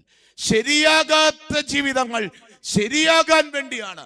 അതുകൊണ്ടാണ് യേശുവിൻ തിരുപാദത്തിൽ ഇരുന്നു കേൾക്കാം അവന്റെ വിശുദ്ധ നമ്മുടെ ജീവനാം. നോക്കിക്കേ, യേശുവിൻ തിരുപാദത്തിൽ ഇരുന്ന് കേൾക്കുന്ന എന്തിനാ? അവന്റെ ജീവിതം പഠിക്കാനാ. എന്നെ കേൾക്കുന്ന പ്രിയപ്പെട്ടവരെ, ഈ പെരുന്നാൾ യേശുവിന്റെ ജീവിതം പഠിക്കുന്ന പെരുന്നാളായിട്ട് മാറണം. യേശുവിന്റെ ജീവിതം അറിയുന്ന പെരുന്നാളായിട്ട് ഇത് മാറണം. അവൾ അവിടെ വന്ന് യേശുവിന്റെ പാദത്തിലേക്ക് നോക്കുകയാണ്. ഈ കാലിന് ഒത്തിരി പ്രത്യേകതയുണ്ട് കേട്ടോ. പ്രത്യേകിച്ച് ഇത് കലികാലമാണ്. ആണോ അല്ലയോ? ആണ്. വീട്ടിൽ അച്ചായന്റെ ദേഷ്യം ഇരിക്കുന്ന എവിടെ ഇരിക്കുന്നത്? മൂക്കിന്റെ അറ്റത്താ അല്ലേ? പാണ്ഡിത്തിട്ട ഈ ദേഷ്യം വന്നിരിക്കുന്ന സ്ഥലം ഏതാ? കാരണം അപ്പുറത്ത് വേറെ രാജ്യമായോണ്ട് ദേഷ്യം എല്ലാടെ വന്നിരിക്കുന്ന എവിടാ? മൂക്കിന്റെ അറ്റത്താ. ആന്റിയുടെ ദേഷ്യം എവിടെയാണ്? ഇല്ല, തിളച്ചിരിക്കുന്ന എണ്ണയ്ക്കകത്തോട്ട് ചാടാൻ നിൽക്കുന്ന കടുവിന്റെ കൂട്ടം അല്ലേ? എപ്പോ വേണേലും പൊട്ടിത്തെറിക്കാനുള്ള ഹൈലി ഇൻഫ്ലേമബിളാ. എപ്പോ വേണേലും തീ പിടിക്കാൻ സാധ്യതയുണ്ട്. ഇത് രണ്ടെണ്ണത്തെക്കാളും ദേഷ്യവാ. ആർക്കാന്നറിയാവോ? ഈ LKG-യിലും UKG-യിലും പഠിക്കുന്ന പിള്ളേർക്ക് അല്ലേ? ഇതൊക്കെ തിരിഞ്ഞു നിന്നാലേ നമ്മള് കൈകൂപ്പും. പണ്ടൊക്കെ നമ്മള് അപ്പന്റെ അമ്മയുടെ പുറകടക്കായിരുന്നു. പ്രോഗ്രസ് കാർഡിലൊന്ന് ഒപ്പിട്ട് തരുമോന്ന്. ഇന്ന് അപ്പനും അമ്മയും പിള്ളേരെ പുറകടക്കാം. മോനെ ഒപ്പിടണോടാ എന്ന് ചോദിച്ചോണ്ട്. ഇത് കലികാലാണ്. കലി കേറുന്ന എലിക്കടാന്നറിയാവോ? എലിക്കട കലി കേറുന്ന എലിക്കട നമ്മൾ പറയാറില്ലേ? അത്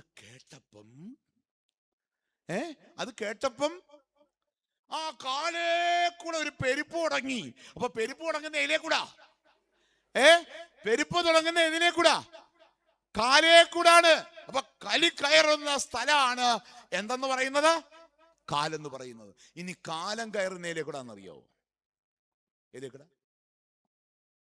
കാലം കയറുന്നതിലേക്കൂടെ. നമ്മുടെ ഒരു പ്രാർത്ഥന പറയുന്നുണ്ട്, കാലിൽ തുടങ്ങി തലവരെയെത്തുവോളം അനുതാപത്തിനായി ധൃതിപ്പെട്ടുകൊണ്ടിരിക്കണം. കാലിൽ തുടങ്ങി തലവരെയെത്തുവോളം അനുതാപത്തിനായി എന്ന് വെച്ചാൽ ഒരാൾ മരിക്കാൻ തുടങ്ങുമ്പോ ആദ്യം തണുക്കാൻ തുടങ്ങുന്നത് എവിടാന്നറിയോ? എവിടാ? കാല് തണുക്കാൻ തുടങ്ങുമ്പോ ഓർത്തോണം, പണി തീരാൻ. ചിലൊക്കെ കാല് തട്ടി നോക്കുന്നു കേട്ടോ, തണുപ്പുണ്ടോന്നൊരു സംശയം അല്ലേ? ഇല്ല, പെരുന്നാളൊക്കെ കഴിഞ്ഞോളൂ കേട്ടോ, ഉടനെ പോത്തില്ല. അപ്പം കാല് ഇങ്ങനെ തപ്പി നോക്കുക, തണുത്ത് തുടങ്ങിയോന്നും. ഈ അടുത്ത സമയത്ത് ഒരപ്പച്ചൻ ഇത്തിരി വയ്യാതെ കിടക്കാണ്. 3 മക്കളാ, 2 കാനഡയും 1 ലണ്ടനുമാ. വിളിച്ചു പറഞ്ഞു, സ്നേഹമുള്ള മക്കളായുണ്ട്. അവർ വന്നു. തിങ്കളാഴ്ച വന്നവർക്ക് ശനിയാഴ്ച പോണം. അവർ വന്നെന്തിനാന്നറിയാവോ? എന്തിനാ? കട്ടിലേ കിടക്കുന്ന അപ്പച്ചനെ എവിടെ കൊണ്ടുവെക്കണം? അപ്പം തിങ്കളാഴ്ച ക്ഷീണമൊക്കെ മാറി ചൊവ്വാഴ്ച രാവിലെ മുതൽ 3 പേരും കസേരയിട്ട് അവിടെ ഇങ്ങനെ ഇരിക്കുക. ഇടയ്ക്കിടയ്ക്ക് ഓരോ മണിക്കൂർ കഴിയുന്തോറും ഇവർ ചെന്നിട്ട് അപ്പച്ചൻ്റെ കാലെ പിടിച്ച് നോക്കുന്നുണ്ട്. കാല് തണുത്തോന്നാണ് നോക്കുന്നത്. 3 മക്കള് മാറിയും തിരിഞ്ഞും കാലെ പിടിച്ചപ്പോ കാലങ്ങ് ചൂട് പിടിച്ചു. പിന്നെ അപ്പച്ചൻ 6 മാസത്തോടെ ജീവിച്ചിരുന്നു. അപ്പം കാലേ കൂടാണ് എന്ത് കയറുന്നത്? കാലം കയറുന്നത്. പക്ഷെ കാലെന്തിനെ കുറിക്കുന്ന അറിയോ? ജീവിതത്തെ. അതുകൊണ്ടാണ് റോമർക്ക് എഴുതിയ ലേഖനം 10-ാം അധ്യായം 15-ാം വാക്യത്തിൽ പറയുന്നുണ്ട്, നന്മ സുവിശേഷിക്കുന്നവരുടെ പാദങ്ങൾ എത്ര സുന്ദരം. ജീവിതം നന്മയുള്ളതാകുന്ന പാദങ്ങൾ സുന്ദരമായിരിക്കും. അവിടെ നോക്കി ജീവിതം പഠിക്കാം. പരിശുദ്ധനായ പൗലോസ്ലീഗയെ സംബന്ധിച്ച് പറയുന്ന ഒരു പാരമ്പര്യ സംഭവമുണ്ട്. പൗലോസ്ലീഗ ജയിലിൽ കിടക്കാണ്. അദ്ദേഹത്തിന്റെ കാലിൽ ചങ്ങലയിട്ട് പൊട്ടിയിട്ടുണ്ട്. നീര് വന്ന് വീർത്തിരിക്കുക. ചോരയും ചലവും ഇങ്ങനെ ഒഴുകി ഇറങ്ങുന്നുണ്ട്. ഈ സമയത്ത് വേദന കൊണ്ട് ഞരകുന്നുണ്ട് അദ്ദേഹം. അപ്പോ കാരാഗ്രഹത്തിന്റെ കാവൽക്കാരൻ വന്നിട്ട് പൗലോസിനോട് ചോദിക്കുന്നുണ്ട്, പോൾ, നിനക്കിതിന്റെ വല്ല കാര്യമുണ്ടോടാ? എന്താ ചോദിച്ചതിന്റെ അർത്ഥം എന്നറിയാവോ? അന്ന് ജീവിക്കാൻ നല്ല വകയുള്ള ആളാര്? പോൾ. കാരണം എന്താ? ഗമാലിയേലിന്റെ പാദപീഠത്തിൽ പഠിച്ച ആളാ. അറിയാത്ത ഫിലോസഫി ഒന്നുമില്ല. റോമ പൗരന, യഹൂദ വംശജന. ഇത്രയൊക്കെ മതി ഒരു മനുഷ്യൻ അന്നത്തെ കാലത്ത് അന്തസ്സോടെ നിൽക്കാൻ. അപ്പോഴാണ് ഈ ജയിലിൽ കിടന്ന് കാലെ ചങ്ങലയിട്ട് കാലും പൊട്ടി നീരും വന്ന് അതിന് മൂലയ്ക്ക് കുത്തിയിരുന്ന് ഞരങ്ങുന്നത്. പൗലോസ് പറഞ്ഞ മറുപടി എന്താണെന്നറിയാവോ? എൻ്റെ മുറിവുകളല്ല, ഇത് ആർക്ക് വേണ്ടിയാണെന്നറിയാവോ? എൻ്റെ പ്രശംസയായ യേശുവിന് വേണ്ടിയാണ്. പൗലോസിന്റെ കാലെ നോക്കാമെങ്കിൽ നമുക്ക് ആരെ കാണാൻ പറ്റും? യേശുവിനെ കാണാൻ പറ്റും. നമ്മുടെ കാലെ നോക്കി ആരെ കാണാൻ പറ്റും? നമ്മുടെ കാലെ നോക്കിയാലേ ആരെ കാണാൻ പറ്റും? ഓർക്കുക, പാദങ്ങൾ ജീവിതത്തെ വെളിപ്പെടുത്തുന്നതാണ്. ഈ പെരുന്നാൾ യേശുവിന്റെ ജീവിതം പഠിക്കുന്ന പെരുന്നാളാകണം, മറ്റൊന്നാകരുത്. യേശുവിന്റെ ജീവിതം പഠിക്കുന്ന ജീവിതം. നമ്മുടെ ജീവിതം ഇന്ന് ശരിയായിട്ടില്ല. നമ്മളാരും വിശുദ്ധരൊന്നുമല്ല. നമ്മളൊത്തിരി കുറവും പാപമുള്ള മനുഷ്യരാ. നമ്മൾ മെച്ചപ്പെടണമെങ്കിൽ ആരുടെ ജീവിതത്തിലേക്ക് സൂക്ഷിച്ചു നോക്കണം? യേശുവിന്റെ ജീവിതത്തിലേക്ക് സൂക്ഷിച്ചു നോക്കി പഠിക്കണം. രണ്ടാമത് അവൾ നിന്നു എന്നുള്ളതാണ് നമ്മൾ ആദ്യം കാണുന്നത്. 2, അവൾ ഒരു യാത്ര തുടങ്ങുകയാണ്.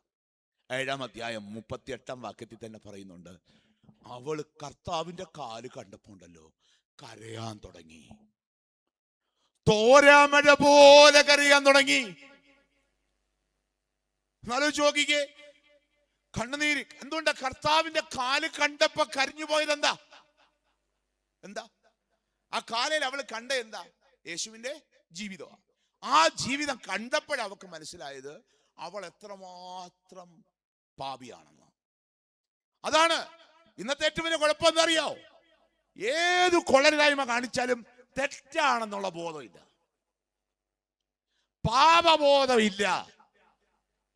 പരിശുദ്ധാത്മാവാണ് നമുക്ക് പാപബോധം തരുന്നത്. ദൈവാത്മാവാണ് നമ്മൾ പാപബോധം തരുന്നത്. എന്ത് തെറ്റ് ചെയ്താലും നമുക്ക് എന്തില്ല? ഭാവബോധമില്ല. പക്ഷേ യേശുവിന്റെ ജീവിതത്തിലേക്ക് അവൾ സൂക്ഷിച്ചു നോക്കിയപ്പോൾ സ്വന്തം പാപത്തെ ഓർത്ത് എന്ത് ചെയ്യാൻ തുടങ്ങി? കരയാൻ തുടങ്ങി. പത്രോസ് എപ്പോഴാ കരഞ്ഞത്? അവന്റെ തെറ്റുകൾ ബോധ്യപ്പെട്ട് യേശുവിന്റെ കണ്ണുകളിലേക്ക് നോക്കിയപ്പോഴാ അവൻ എന്ത് ചെയ്യാൻ തുടങ്ങിയത്? കരയാൻ. നാഥാൻ നന്മയിലേക്ക് വിരൽ ചൂണ്ടിയപ്പോഴാ ആര് കരയാൻ തുടങ്ങിയത്? ദാവീദ് കരയാൻ തുടങ്ങിയത്. അങ്ങനാണെങ്കിൽ ഈ പെരുന്നാൾ കണ്ണീരിന്റെ പെരുന്നാളാകണം. കണ്ണുനീരിന്റെ പെരുന്നാൾ ഏതാണെന്നറിയോ? അതല്ല, നമുക്കറിയാം. ദുഃഖത്തിന്റെ പെരുന്നാൾ ഏതാണെന്നറിയോ? ഏതാ ദുഃഖത്തിന്റെ പെരുന്നാൾ? ഏതാ? ചൊവ്വാഴ്ച ശീമ നമസ്കാരത്തിൽ നമ്മൾ പാടുന്നുണ്ട്, താപത്തിൻ വൻ പെരുന്നാളല്ലോ കണ്ണീർ വർഷം. താപത്തിൻ വൻ പെരുന്നാളല്ലോ കണ്ണീർ വർഷം. ദുഃഖത്തിന്റെ പെരുന്നാളാണ് അനുതാപത്തിന്റെ കണ്ണീർ. അപ്പൊ ഈ പെരുന്നാളിൽ നിങ്ങൾ ഈ പള്ളിക്കകത്ത് നിക്ഷേപിക്കേണ്ട എന്താണെന്നറിയാവോ? എന്താ? കണ്ണീര, കണ്ണുനീര. നിങ്ങളുടെ സ്തോത്ര കാഴ്ച കണ്ണീരാകണം. ചെയ്തു പോയ കുറവുകളെ പറ്റി കണ്ണുനീർ നിക്ഷേപിക്കാൻ, അനുതാപത്തിന്റെ കണ്ണുനീർ നിക്ഷേപിക്കാൻ നമുക്ക് സാധിക്കണം. നമുക്കറിയാം, പിറന്നു വീഴുന്ന ഒരു കുഞ്ഞ് ആദ്യം അറിയുന്ന രുചി എന്തിന്റെ രുചിയാ? മുലപ്പാലിന്റെ രുചിയൊന്നുമല്ല, കണ്ണീരിന്റെ രുചിയാ. ഈ പറക്കുന്ന പിള്ളേര് എങ്ങനെയാ പറക്കുന്നേ? ചിരിച്ചോണ്ടാന്നു? അല്ല, പിന്നെ എങ്ങനെയാ പറക്കുന്നേ? ഇനി ഏതെങ്കിലും കൊച്ചുങ്ങൾ കരഞ്ഞില്ലെങ്കിൽ പിറപ്പിക്കുന്ന ഡോക്ടർ എന്ത് ചെയ്യും? കരയിപ്പിക്കും. കരഞ്ഞെങ്കിലേ ലങ്സ് ഓപ്പൺ ആവത്തുള്ളൂ. ഈ കരഞ്ഞു കഴിയുമ്പോഴല്ലോ കണ്ണീർ ഒളിച്ചിറങ്ങുന്നത് എങ്ങോട്ടാ? തമ്പുരാൻ എത്ര അർത്ഥവത്തായിട്ടാ വെച്ചേക്കുന്നത്. എങ്ങോട്ടാ ഒളിച്ചിറങ്ങുന്നത്? വായിലോട്ടാ. കണ്ണീരിന്റെ രുചി എന്താ? കണ്ണീരിന്റെ രുചി എന്താ മക്കളെ? ഉപ്പ് രുചിയാ. കണ്ണീരിന്റെ രുചി അറിയാത്ത ആരെങ്കിലും ഉണ്ടോ? ഇല്ല. അതുകൊണ്ടാണ് മലയാളത്തിന്റെ പ്രിയപ്പെട്ട കവി ഇടശ്ശേരി ഗോവിന്ദൻ നായർ എഴുതുന്നുണ്ട്, ഇടയ്ക്ക് കണ്ണീരുപ്പ് പുരട്ടാതെ എന്തിന് ജീവിത പലഹാരം. ഇടയ്ക്ക് കണ്ണീരുപ്പ് പുരട്ടാതെ എന്തിന് ജീവിത പലഹാരം. നമുക്കറിയാം, തലശ്ശേരി ബിരിയാണി വെച്ചിട്ട് ഉപ്പിട്ടില്ലേ കൊള്ളാവോ? ഇല്ല. ജീവിതത്തെ പലഹാരത്തോടാ കവി ഉപമിക്കുന്നേ. ജീവിതമാകുന്ന പലഹാരത്തിന് രുചി ഉണ്ടാകണമെങ്കിൽ എന്തിന് ഉപ്പ് വേണം? എന്തിനുപ്പ് വേണം? ഇന്ന് ജീവിതത്തിൽ എന്തെങ്കിലും രുചി നമ്മൾ അനുഭവിക്കുന്നുണ്ടെങ്കിൽ എന്തിന്റെ രുചിയാണെന്നറിയാവോ? നമ്മൾ ഒഴുക്കിയ കണ്ണീരിന്റെ രുചിയാണ് ഇപ്പോൾ നമ്മൾ അനുഭവിച്ചുകൊണ്ട് ഇരിക്കുന്നത്. അല്ലേ? പണ്ട് പഠിക്കാൻ പറഞ്ഞപ്പോൾ നമ്മൾ സങ്കടപ്പെട്ട് പോയി കരഞ്ഞു കാണും. ഇപ്പൊ ജോലി കിട്ടി ശമ്പളം വാങ്ങിക്കുമ്പോഴോ സന്തോഷം. രുചി എന്തിന്റെയാ? കണ്ണീരിന്റെ ഉപ്പ്. ഓർക്കുക പ്രിയപ്പെട്ടവരെ, അതുകൊണ്ടാ ഭാരതത്തിന്റെ ഇതിഹാസം ഉണ്ടല്ലോ. ഭാരതത്തിന്റെ ഇതിഹാസം മഹാഭാരതം അല്ലേ? മഹാഭാരതം എഴുതിയ ആരാ മക്കളെ? മഹാഭാരതം എഴുതിയ ആരാ? മിടുക്കൻ വ്യാസൻ അല്ലേ? വേദവ്യാസന. മഹാഭാരതത്തിൽ എത്ര ഗ്രൂപ്പുണ്ട്? എത്ര ഗ്രൂപ്പുണ്ട്? 2 ഗ്രൂപ്പ്. ഏതൊക്കെ ഗ്രൂപ്പാ? പാണ്ഡവരും കൗരവരും. ഇവർ തമ്മിൽ നടത്തുന്ന യുദ്ധമാണ്. ഏത് യുദ്ധം? കുരുക്ഷേത്ര യുദ്ധം അല്ലേ? നമ്മുടെ പള്ളിയിലൊക്കെ എത്ര ഗ്രൂപ്പുണ്ട്? അപ്പൊ ഇവരൊക്കെ നടത്തുന്ന യുദ്ധത്തിന് എന്തോ പേര് കൊടുക്കണം? അപ്പൊ ഈ പാണ്ഡവരുടെ അമ്മയുടെ പേരെന്താന്നറിയോ? എന്താ? കുന്തി. കുന്തിയുടെ പ്രത്യേകത എന്താണെന്നറിയോ? എന്ത് കേട്ടാലും കരയും. സന്തോഷം വന്നാലും കരയും, സങ്കടമാണേലും കരയും. അപ്പോഴാ ഒന്നോർത്ത് നോക്കിക്കേ, മോക്ക് സിവിൽ സർവീസ് കിട്ടി, കുന്തി എന്ത് ചെയ്യും? കരയും. മോള് തോറ്റുപോയെന്ന് കേട്ടാൽ എന്ത് ചെയ്യും? കരയും. ഇപ്പൊ മഹാഭാരത യുദ്ധമൊക്കെ കഴിഞ്ഞു കേട്ടോ. പാണ്ഡവർ യുദ്ധത്തിൽ ജയിച്ചു. കൃഷ്ണൻ വന്ന് കുന്തിയോട് പറഞ്ഞു, കുന്തി നീ അറിഞ്ഞോ? എന്താ? നീ അറിഞ്ഞില്ലേ ഇതുവരെ? ഇല്ല. നിന്റെ മക്കള് യുദ്ധം ജയിച്ചു. കുന്തി എന്ത് ചെയ്ത് കാണും? കരഞ്ഞു. കരഞ്ഞപ്പോ കൃഷ്ണൻ ചോദിക്കുക, എന്തിനാടി നീ കരഞ്ഞത്? അപ്പൊ ഈ നിറമിഴികളോടെ, നിറമിഴി എന്ന് പറഞ്ഞാൽ എന്താ അറിയോ? കണ്ണീര് പുറത്തോട്ട് ഒഴുകത്തില്ല, 2 കണ്ണ് ഇങ്ങനെ നിറഞ്ഞിരിക്കും. എന്നിട്ട് കൃഷ്ണനെ നോക്കിയിട്ട് പറഞ്ഞൊരു മറുപടി ഉണ്ട്, ഞാൻ എന്തിനാ കരയുന്നതെന്നറിയാവോ? എനിക്കിപ്പോഴും നിന്നെ മനസ്സിലായിട്ടില്ല. നിന്നെ അറിയാൻ വേണ്ടിയാണ് ഞാൻ കരയുന്നത്. പ്രിയപ്പെട്ടവരെ, യേശുദമ്പുരാന്റെ പാദപീഠത്തിൽ നിന്ന് പാപിനിയായ സ്ത്രീ കരഞ്ഞെങ്കിൽ ആ കരച്ചിൽ എന്ത് വേണ്ടിയായിരുന്നറിയാമോ? കർത്താവിനെ അറിയാൻ വേണ്ടിയാണ്. ഈ രാത്രി അനുതാപത്തോടെ കരയുന്ന രാത്രിയാകണം. യേശുവിനെ അറിയുന്ന രാത്രിയാകണം. കർത്താവിനെ അറിയാൻ വേണ്ടി കരയണം. രണ്ടാമത്തെ പ്രത്യേകത എന്തറിയോ? ഒരു യഹൂദ ചിന്തകനുണ്ട്, അദ്ദേഹത്തിന്റെ പേര് ഫിലോ എന്ന. ഫിലോ എഴുതുന്നുണ്ട്, നമുക്ക് അറിയാലോ കണ്ണീരിന് രുചി എന്താ? ഉപ്പ്. ഫിലോ എഴുതുന്നത് എങ്ങനെയാണ്? യഹൂദന്മാർക്കിടയിലും അറബികൾക്കിടയിലും ഒക്കെ രണ്ടു പേര് സുഹൃത്തുക്കളാണ്. അവരുടെ സൗഹൃദം പുതിയ ഭാഷ പറഞ്ഞ ലൈവാണ് എന്ന് പറയുന്നതിന് അവരുപയോഗിക്കുന്നത് there is salt among us. അവർക്കിടയിൽ എന്തുണ്ട്? ഉപ്പുണ്ട്. നമുക്കറിയാം ഉപ്പുള്ളിടത്ത് എന്ത് കാണും? നനവ് കാണും. ഉണ്ടോ? ഉപ്പുള്ളിടത്ത് നനവ് കാണും. നനവുള്ള സൗഹൃദം എന്നൊക്കെ മലയാള ഭാഷയിൽ എഴുതും. നനവുള്ള എന്ന് വെച്ചാൽ ആ ഫ്രണ്ട്ഷിപ്പ് ലൈവാണെന്നാ. അതിന്റെ അർത്ഥം എന്താണെന്നറിയാവോ? പാപിനിയായ സ്ത്രീ കണ്ണീരിന്റെ ഉപ്പ് യേശുവിന്റെ പാദപീഠത്തിൽ ഇട്ടിക്കുമ്പോൾ അവൾ ആഗ്രഹിക്കുകയാണ്, കർത്താവേ, ഇത്രയും കാലം എനിക്ക് ഒത്തിരി സുഹൃത്തുക്കൾ ഉണ്ടായിരുന്നു, പക്ഷേ ഞാൻ ഇന്നൊരു ചങ്ങാതിയെ കണ്ടെത്തി. ആ ചങ്ങാതി ആരാന്നറിയാവോ? അത് നീയാ. എന്ന് വെച്ചാൽ യേശുവിനെ അറിഞ്ഞു എന്ന് മാത്രമല്ല, അവളുടെ യേശുവുമായിട്ടുള്ള ഫ്രണ്ട്ഷിപ്പ്, അവളുടെ ചങ്ങാത്തം അതെന്താക്കി മാറ്റുകയാണ്? ലൈവാക്കി മാറ്റുകയാണ്. യേശുവുമായിട്ടുള്ള ബന്ധത്തിൽ നമ്മൾ ലൈവാണോ? ആണോ? നമ്മളൊന്ന് ഓർത്ത് നോക്കിക്കേ. മാമോയിസ മുങ്ങിയെന്നുള്ളത് ശരിയാ, പക്ഷെ ക്രിസ്തുവുമായിട്ടുള്ള ബന്ധം ലൈവാണോ? ടു തിങ്ക്, ചിന്തിക്കുക. യേശുവും ഞാനും തമ്മിലുള്ള എന്റെ ബന്ധം ലൈവാണോ? സജീവമാണോ? ഇവിടെ വന്ന് ഉറക്കം തൂങ്ങി പോയിരുന്നിട്ടൊന്നും ഒരു കാര്യമില്ല. എനിക്ക് പണ്ടിന്റെ പല മെമ്പർഷിപ്പ് ഉണ്ടെന്ന് പറഞ്ഞിട്ടൊന്നും കാര്യമൊന്നുമില്ല. യേശുവും ഞാനും തമ്മിലുള്ള ബന്ധം ലൈവാണോ? ഈ പെരുന്നാൾ എന്തിനാണെന്നറിയാമോ? മരവിച്ച് കിടക്കുന്ന നിന്റെ ക്രിസ്തുവുമായിട്ടുള്ള ബന്ധത്തെ എന്താക്കാൻ വേണ്ടിയുള്ള പെരുന്നാളായത്. ലൈവ്. അല്ലാതെ ഈ ലൈവിന് വേണ്ടിയുള്ള അല്ല. ക്രിസ്തുവും നമ്മളും തമ്മിലുള്ള ബന്ധം എന്താക്കി മാറ്റാനുള്ളതാ? ലൈവാക്കി മാറ്റാനായിരിക്കണം. ഈ പെരുന്നാൾ കഴിയുമ്പോൾ ഉണ്ടല്ലോ, യേശുവും ഞാനും തമ്മിലുള്ള ബന്ധം ലൈവാകണം. ലൈവായ പോരാ, പിന്നെ എന്താകണമെന്നറിയാമോ? കണ്ണീരിന്റെ ഉപ്പിന് മറ്റൊരു പ്രത്യേകത കൂടിയുണ്ട്. യാഗം നടത്തുകയാണെങ്കിൽ ആ യാഗത്തിൽ എന്ത് വേണമെന്നറിയാമോ? ഉപ്പ് വേണം. ലേവ്യ പുസ്തകം 2-ാം അധ്യായം 13-ാം വാക്യത്തിൽ അതുണ്ട് കേട്ടോ. പിന്നെ വായിച്ചാൽ മതി. യാഗത്തിലെ ഒഴിവാക്കാൻ പറ്റാത്ത വസ്തുവാണ് എന്ത്? ഉപ്പ്. അതുകൊണ്ടാണ് കുർബാനയപ്പം കുഴച്ചു വെക്കുമ്പോൾ നമ്മൾ അതിൽ എന്ത് ചേർക്കാറുണ്ട്? കുർബാനയപ്പം ഉണ്ടാക്കാൻ വേണ്ടി കുഴച്ചു വെക്കുമ്പോൾ അതിൽ എന്ത് ചേർക്കാറുണ്ട്? ഉപ്പ്. മനുഷ്യന്റെ വിയർപ്പിന്റെ അധ്വാനത്തിന്റെ ഫലമാണ് കാഴ്ചയായി സമർപ്പിക്കുന്നത്. അപ്പോൾ അവൾ കണ്ണീരിന്റെ ഉപ്പ് യേശു തമ്പുരാന്റെ പാദത്തിൽ നേർച്ചയായിട്ട് സമർപ്പിക്കുമ്പോ, കണ്ണീരെ യേശുവിന്റെ പാദത്തിൽ നേർച്ചയായിട്ട് സമർപ്പിക്കുമ്പോഴേ അവൾ ഉദ്ദേശിക്കുന്നത് എന്താണെന്നറിയാവോ? കർത്താവേ, ഇനി ഞാനല്ല, നീയാണ് എന്നിൽ വളരേണ്ടത്. അല്ലേ? യോഹന്നാൻ മാബ്ദാന പറഞ്ഞല്ലോ, എന്താ? ഞാനോ കുറയണം, അവനോ ഒരു ധനഹായ എന്ന്. ഞാനോ കുറയണം, അവനോ വളരണം. യാഗമായി മാറാനുള്ള സന്നദ്ധത, സിംബൽ ഓഫ് ഓഫറിംഗ്. കർത്താവിന്റെ സന്നിധിയിൽ നമുക്ക് പറയാൻ കഴിയണം, കർത്താവേ, ഞാൻ കുറയണം, പിന്നെ ആരാ വളരേണ്ടത്?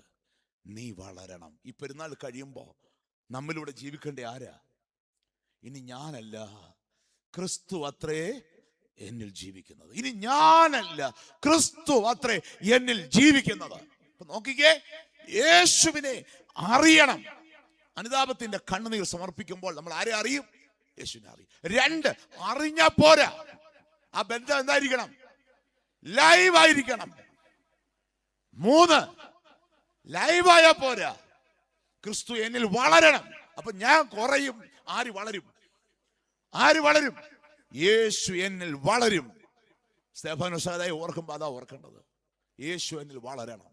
അപ്പോൾ രണ്ടാമത് അവൾ യാത്ര ചെയ്തു. അവളുടെ മനസ്സ് അനുതാപത്തിലേക്ക് യാത്ര ചെയ്യുന്ന മനസ്സാണ് അവിടെ കാണുന്നത്. അപ്പൊ നോക്കിക്കേ, ഒന്ന്, അവൾ നിന്നുകൊണ്ട് അവന്റെ ജീവിതത്തിലേക്ക് നോക്കി. രണ്ട്, യാത്ര ചെയ്തുകൊണ്ട് അനുതാപത്തിലൂടെ അവനിലേക്ക് സഞ്ചരിച്ചു. മൂന്നാമത്, അവൾ സമർപ്പിക്കപ്പെടുന്നു. അതിന്റെ കാരണം എന്താ അറിയോ? അവള് ആ വീട്ടിലോട്ട് വരുന്ന ഒരു രംഗമുണ്ട്. എങ്ങനെ വന്നേന്നറിയാമോ? തലം മൂടാതെ മുടി അഴിച്ചിട്ടാ വരുന്നേ. എന്തിനാ അങ്ങനെ വന്നത്? യഹൂദ സംസ്കാരത്തിൽ അങ്ങനെ ഒരു സ്ത്രീ വന്നാൽ അതിന്റെ അർത്ഥം അവൾ ഗണിക അഥവാ വേശ്യയാണെന്നുള്ളതാണ്.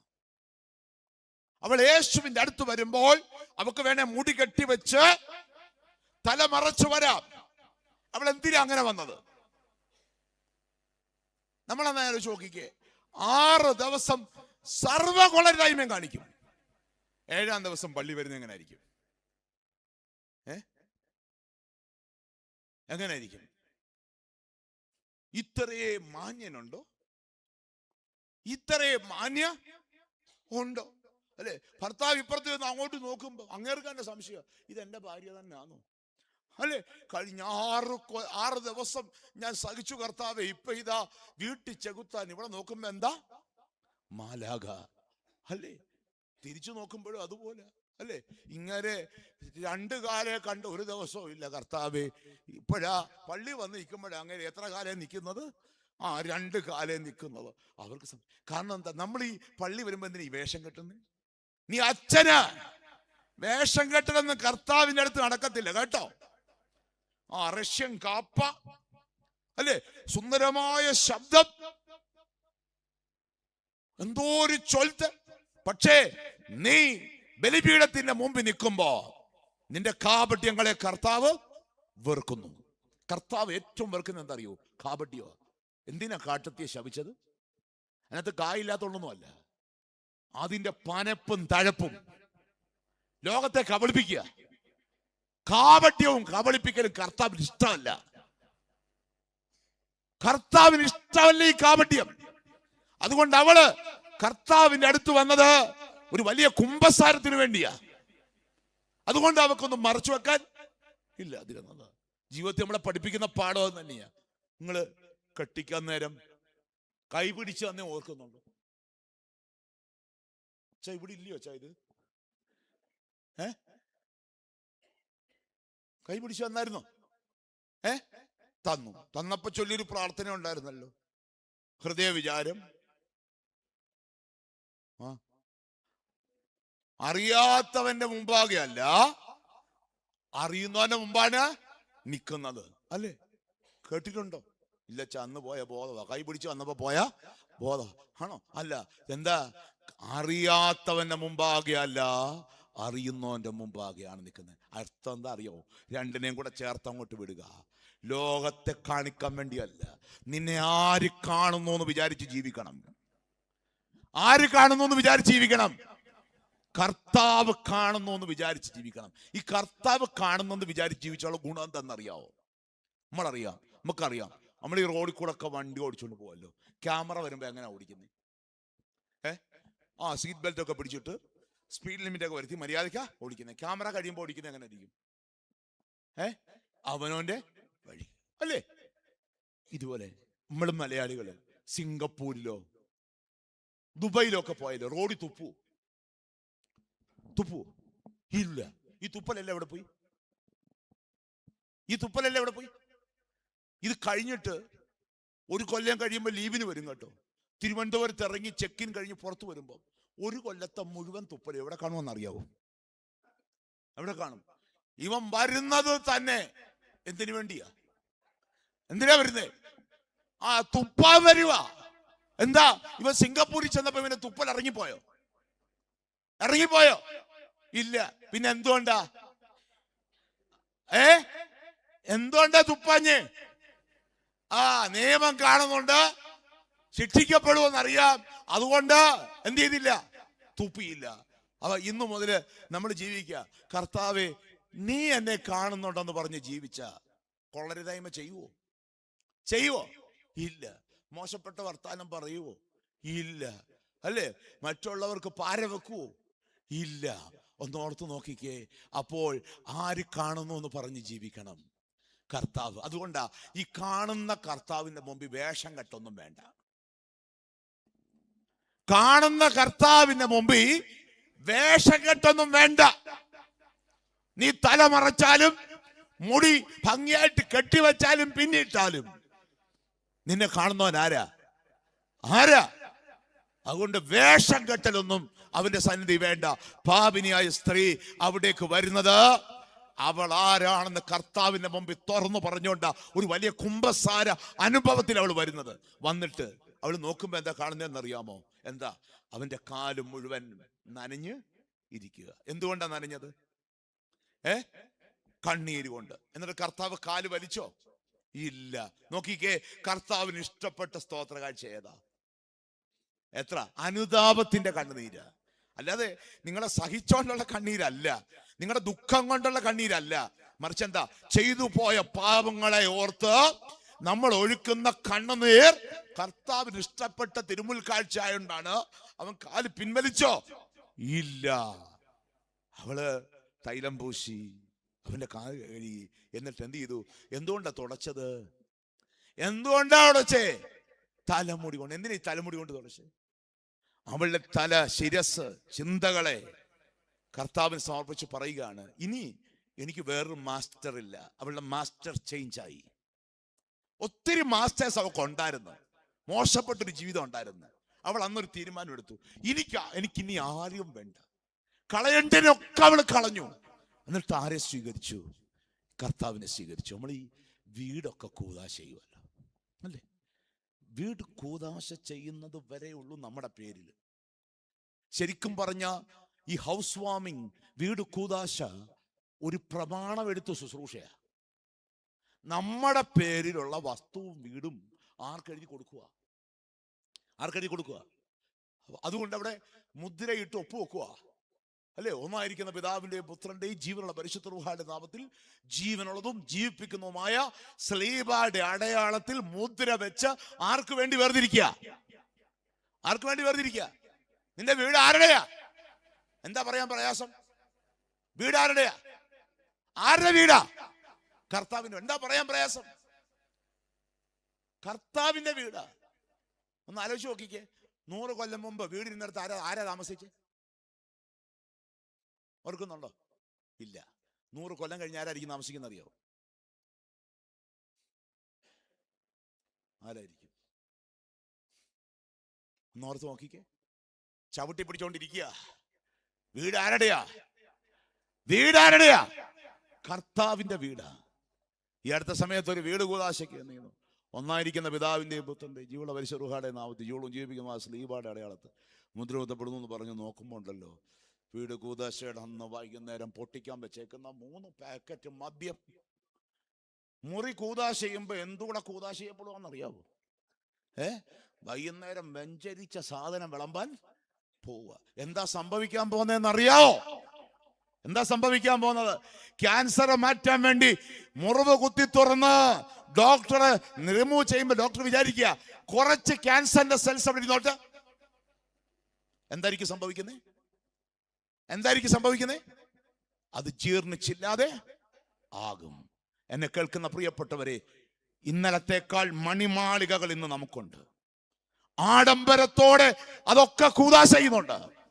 പക്ഷെ 6 മാസം കഴിഞ്ഞ് അതുവഴി പോകുമ്പോ ആ കെട്ടിടം അവിടെ ഉണ്ട്, അതിനകത്ത് എന്തില്ലെന്നറിയാവോ? ജീവിതമില്ല. അതുകൊണ്ട് ദൈവത്തിന് വേണ്ടി വേർതിരിച്ച വീടുകളിൽ മദ്യം വിളമ്പരുത്, വ്യഭിചാരം ചെയ്യരുത്. ദൈവനിന്ദയാ. വീട്ടിനകത്ത് ഇതുവരെ അറിവില്ലായ്മ കൊണ്ട് ആരെങ്കിലും വാങ്ങിച്ചു വെച്ചിട്ടുണ്ടെങ്കിൽ ഇന്ന് വൈകുന്നേരം ചെന്ന് എടുത്ത് ദൂരെ കളഞ്ഞോണം കേട്ടോ. ആർക്കാണ്ടൊക്കെ ചിരി വരുന്നു കേട്ടോ. ഇന്ന് വൈകുന്നേരം വീട്ടിൽ ചെന്ന് ദൂരെ എടുത്ത് കളഞ്ഞോണം. ദൈവത്തിന്റെ മന്ദിരത്തെ അശുദ്ധമാക്കരുത്. കാരണം ഇത് കൂദാശ ചെയ്ത് വേർതിരിച്ച ദൈവത്തിന്റെ ഭവനമാണ് പ്രിയപ്പെട്ടവരെ. അവിടെ ആ പ്രാർത്ഥനാ ശബ്ദം നിലയ്ക്കരുത്. ഇവിടെ ഇതാ പാപിനിയായ സ്ത്രീ അവളുടെ മാസ്റ്റർഷിപ്പ് ചേഞ്ച് ചെയ്തു. അവൾ തിരിച്ചു പോവുക. ഇങ്ങോട്ട് വന്നപ്പം RC ബുക്ക് വേറെ ആരുടെ പേരിലായിരുന്നു. ഇപ്പൊ ഇനി ആരുടെ പേരിലാ പോന്നേ? കർത്താവിന്റെ പേരില്ല. ഓണർഷിപ്പ് ചേഞ്ച് ആയി. ആലോചിച്ച് നോക്കിക്കേ, ഓണർഷിപ്പ് ചേഞ്ച് ആയി. പക്ഷെ നമുക്ക് മുദ്ര ഇട്ടിട്ടുണ്ടായിരുന്നു, മാമോദിസയുടെ അടയാളം കൂട്ട്. പക്ഷേ മുദ്ര ഇട്ടപ്പെട്ടെങ്കിലും കൈകാര്യം ചെയ്യപ്പെടുന്ന ആർക്ക് വേണ്ടിയാ? പിശാചിന് വേണ്ടിയാ. ഇന്ന് രാത്രി ഓണർഷിപ്പ് ചേഞ്ച് ആകുന്ന ഒരു രാത്രിയായിട്ട് മാറണം. എന്താ അവക്ക് വരുന്ന മാറ്റം എന്നറിയാവോ? നമുക്കറിയാം. ചുള്ളിക്കമ്പ് പൂക്കുവോ? ചുള്ളിക്കമ്പ് പൂമരം ആവുമോ? ഒരു ചുള്ളിക്കമ്പ് കൊണ്ടുവന്ന് പാണ്ഡിത്യത്തിലെ പള്ളിയുടെ മുമ്പിൽ ഒന്ന് കുടിച്ചു വെച്ചേ, പൂമരം ആവുമോ? ഇല്ല. എങ്കിൽ പൂമരം ആകും. എപ്പോഴാണെന്നറിയാവോ? ഒരു മനുഷ്യനെ നിങ്ങൾക്ക് പരിചയപ്പെടുത്താം. ക്രിസ്തുവിന് ശേഷം ക്രിസ്തുവിന്റെ കൂട്ട് ജീവിച്ചൊരു മനുഷ്യനാണ് അസീസിയിലെ ഫ്രാൻസിസ്. മഹാസമ്പന്നനായിരുന്നു. എല്ലാം ഉപേക്ഷിച്ചു യേശുവിന് വേണ്ടി. ഉടുത്ത വസ്ത്രം മാത്രമേ ഉള്ളൂ, ഉടുവസ്ത്രം മാത്രമേ ഉള്ളൂ. അത് തന്നെ ചാക്ക് വസ്ത്രങ്ങൾ. തെരുവിലൂടെ അലഞ്ഞു നടന്നൊരു മനുഷ്യൻ. അദ്ദേഹത്തിന് പറയാനുള്ളത് ക്രിസ്തുവിന്റെ കരുണയെ പറ്റി, സ്നേഹത്തെ പറ്റി മാത്രമേ ഉള്ളൂ. അതുകൊണ്ടാണ് കഴിഞ്ഞ മാർപ്പാപ്പയെ തെരഞ്ഞെടുത്തു കഴിഞ്ഞപ്പോൾ, അർജന്റീനക്കാരൻ തെരഞ്ഞെടുക്കപ്പെട്ട് കഴിഞ്ഞപ്പോൾ അദ്ദേഹം ആവശ്യപ്പെട്ട ഒരു ഡിമാൻഡ് ഇതാണ്: എനിക്കൊരു പേര് തരുന്നെങ്കിൽ ആ പേര് മറ്റാരുടെയും പേരായിരിക്കരുത്. ആരുടെ പേരായിരിക്കണം? ഫ്രാൻസിസ് എന്നായിരിക്കണം. ഈ മനുഷ്യൻ പതികനെ പോലെ സഞ്ചരിക്കുക, വിശുദ്ധനാ. ഈ വിശുദ്ധിയിലേക്ക് വരുമ്പോൾ പ്രത്യേകത എന്തെന്നറിയാവോ? പക്ഷികളുടെയും മൃഗങ്ങളുടെയും ഒക്കെ ഭാഷ അവർക്ക് മനസ്സിലാകും, അവരോട് സംസാരിക്കാൻ പറ്റും. നിനുവയിലെ ഐസക് എന്ന് പറയുന്ന സിറിയൻ ഫാദർ പറഞ്ഞിട്ടുണ്ട്, പാപം ചെയ്യുന്നതിന് മുമ്പ് മനുഷ്യന് മൃഗങ്ങളുമായി സസ്യങ്ങളുമായി സംസാരിക്കാൻ പറ്റുമായിരുന്നു. കാരണം മൃഗങ്ങളൊക്കെ പേരിടാൻ വന്ന ആരുടെ അടുത്താ? ആദാമിന്റെ അടുത്ത്. സസ്യങ്ങളുമായിട്ട് സംസാരിക്കുമായിരുന്നു. വിശുദ്ധിയുടെ ലക്ഷണ. ഈ അസീസിയിലെ ഫ്രാൻസിസ് ഇങ്ങനെ നടന്നു പോകുമ്പോ ചിലപ്പോൾ അദ്ദേഹം 1 കിലോമീറ്റർ താണ്ട മണിക്കൂറുകൾ എടുക്കും. കാരണം അറിയോ, ഈ പോന്ന വഴിക്ക് കാണുന്ന ഉറുമ്പിനോടും പറവകളോടും ഈ വൃക്ഷങ്ങളോടും സസ്യങ്ങളോടും ഒക്കെ മിണ്ടിയും പറഞ്ഞു ആര് പോത്തുള്ളൂ? അസീസിയിലെ ഫ്രാൻസിസ് പോത്തുള്ളൂ. അപ്പൊ ഒരു ദിവസം ഇങ്ങനെ സഞ്ചരിക്കുമ്പോ ഉണ്ടല്ലോ, ഒരു വിളി കേൾക്കുന്നു, ഫ്രാൻസിസ്, ഫ്രാൻസിസ്. അദ്ദേഹം തിരിഞ്ഞു നോക്കുമ്പം വിളിക്കുന്ന ആരാന്നറിയോ? ഒരു ബദാം മരം, വഴിയോരത്ത് നിൽക്കുന്ന ഒരു ബദാം മരം. എന്നിട്ട് ചോദിച്ചു ഫ്രാൻസിസിനോട്, ഫ്രാൻസിസ്, യേശുവിന്റെ സ്നേഹത്തെ പറ്റി എനിക്കൊന്ന് പറഞ്ഞു തരൂ. ഈ നമ്മുടെ വീട്ടുമുറ്റത്തേക്കുന്ന ആന്തൂറിയവും മുല്ലവള്ളിയൊക്കെ ഉണ്ടല്ലോ, നമ്മളോട് സംസാരിക്കുന്നുണ്ട്. പക്ഷേ നമ്മുടെ കൊള്ളരുതായ്മ മൂലം നമുക്ക് മനസ്സിലാവുന്നില്ലെന്നേ ഉള്ളൂ. അപ്പോ ഈ അസീസിയിലെ ഫ്രാൻസിസ് എന്ത് ചെയ്യുന്നറിയാമോ? ഈ മരത്തെ കരുണയോടെ ഒന്ന് നോക്കി. ആ മരം ജീവിതത്തിൽ ആദ്യമായിട്ടാണ് കാണുന്ന ഒരു മനുഷ്യൻ എങ്ങനെ നോക്കുന്നത്? കരുണയോടെ. നമ്മൾ നോക്കാറുണ്ടോ? നമ്മള് പ്ലാവൊക്കെ വെച്ചിട്ട് ചക്കയിടുന്ന രംഗമുണ്ട് കേട്ടോ. ഓ, ഞാൻ വെച്ച പ്ലാവ്, ഞാനിട്ട ചക്ക, ഇനി 1 കൊല്ലം കായ്ച്ചില്ലെങ്കിൽ പെട്ടെന്ന് അങ്ങ് യോഹന്നാ സ്നാപകനാകും. എന്തായിരിക്കും പറയുന്നത്? അടുത്ത കൊല്ലം കായ്ച്ചില്ലെങ്കിൽ, അടുത്ത കൊല്ലം കായ്ച്ചില്ലേ വെട്ടിക്കളയും. കർത്താവ് എന്നേ വെട്ടാൻ നിർത്തിയേക്കുന്ന പാട് വൃക്ഷമാണ് ഞാൻ, നിങ്ങളല്ല കേട്ടോ. കർത്താവ് എന്നെ വെട്ടാൻ വേണ്ടി നിർത്തിയേക്കുന്ന പാട് വൃക്ഷമാണ്, എന്നെങ്കിലും കായ്ക്കുമെന്ന് വിചാരിച്ച് നിർത്തിയേക്കാം കേട്ടോ. ഒരു തോട്ടക്കാരന്റെ സ്വപ്നമാണ് ഞാൻ. എന്നേലും പൂവിടുമെന്നുള്ള സ്വപ്നത്തിൽ പോറ്റിക്കൊണ്ടു പോവുക തമ്പുരാൻ. ഒന്ന് ഓർത്ത് നോക്കിക്കേ. ഇത് കഴിഞ്ഞിട്ട് ഫ്രാൻസിസ് സൂക്ഷിച്ചു നോക്കുമ്പോഴാണ് കാണുന്നത്, ഈ ബദാം മരത്തിന്റെ തായ്തടി പൊട്ടി കറ ഇങ്ങനെ പുറത്തോട്ട് ഒലിക്കുന്നു. അദ്ദേഹത്തിന് ഭയങ്കര സങ്കടം തോന്നി. നിങ്ങൾ പഠിക്കുന്ന കാലത്തിൽ ഫോട്ടോ കണ്ടാണല്ലോ, സുന്ദർലാൽ ബഹുഗുണ ഒരു മരത്തെ ഇങ്ങനെ ചിപ്കോ മൂവ്മെന്റ് എന്ന് പറഞ്ഞ് കേട്ടില്ലേ? ഒരു മരത്തെ ഇങ്ങനെ കെട്ടിപ്പിടിച്ചോണ്ട് നിൽക്കുന്നത് എന്ന് പറഞ്ഞ പോലെ അസീസിയിലെ ഫ്രാൻസിസ് എന്ത് ചെയ്തെന്നറിയാമോ? ആ മരത്തിന്റെ അടുത്തോട്ടി ഒന്ന് ആ മരത്തെ ഒന്ന് കെട്ടി മറ്റേ മാർവോട് ചേർത്തണച്ചു. എന്നിട്ട് ആ മരത്തിന്റെ മുറിവിൽ തെരുതര ചുംബിച്ചു. എന്താ സംഭവിച്ചെന്നറിയാവോ? കാലമല്ലാതിരുന്നിട്ട് കൂടി ആ ബദാം മരം പൂത്തുലഞ്ഞു. യേശുവിന്റെ സ്നേഹത്തോടെ ഒരു മനുഷ്യനെ മരത്തെ ചുംബിച്ചപ്പോൾ ആ മരം എന്ത് ചെയ്തു? പൂത്തൊലഞ്ഞു. ഇത് കസൻസാക്കീസ് സെയിന്റ് ഫ്രാൻസിസ് എന്ന് പറയുന്ന നോവലിൽ ഈ സംഭവം എടുത്ത് ഉപയോഗിച്ചിട്ടുണ്ട്. ഇവിടെ ഇതാ ഈ പാപിനിയായ സ്ത്രീ ശീമോന്റെ വീട്ടിൽ വരുന്നത് ഒരു ചുള്ളിക്കമ്പായിട്ടാ. എന്നാൽ യേശു അവളുടെ ഹൃദയത്തെ സ്പർശിച്ചപ്പോൾ അവൾ അവിടുന്ന് പോന്നെ എങ്ങനെയാണെന്നറിയാവോ? ഒരു പൂമരമായിട്ട്. ഞാൻ ചോദിക്കുക, ഈ പെരുന്നാളിൽ പാണ്ടിത്തിട്ടയിലെ ചുള്ളിക്കമ്പുകൾ പൂമരാകുവോ?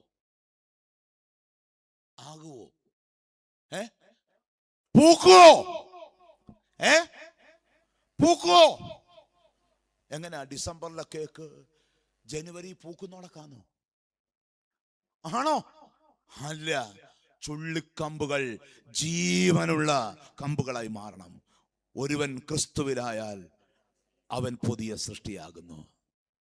പാപിനിയായ സ്ത്രീ 7-ാം അധ്യായം 50-ാം വാക്യത്തിൽ അവൾ മടങ്ങിപ്പോന്നെ എങ്ങനെയാണെന്നറിയാവോ? ഒരു വാചകം കുറിക്കുന്നുണ്ട്. അവൾ സമാധാനത്തോടെ അവിടം വിട്ടുപോയി. നിങ്ങൾ ഈ പള്ളി വന്നിരിക്കുന്നത് എന്തിനു വേണ്ടിയാ? ഒരിത്തിരി സമാധാനത്തിന് വേണ്ടിയാ. ഇവിടെ നിങ്ങൾ മടങ്ങിപ്പോകേണ്ട എങ്ങനെ ആയിരിക്കണം?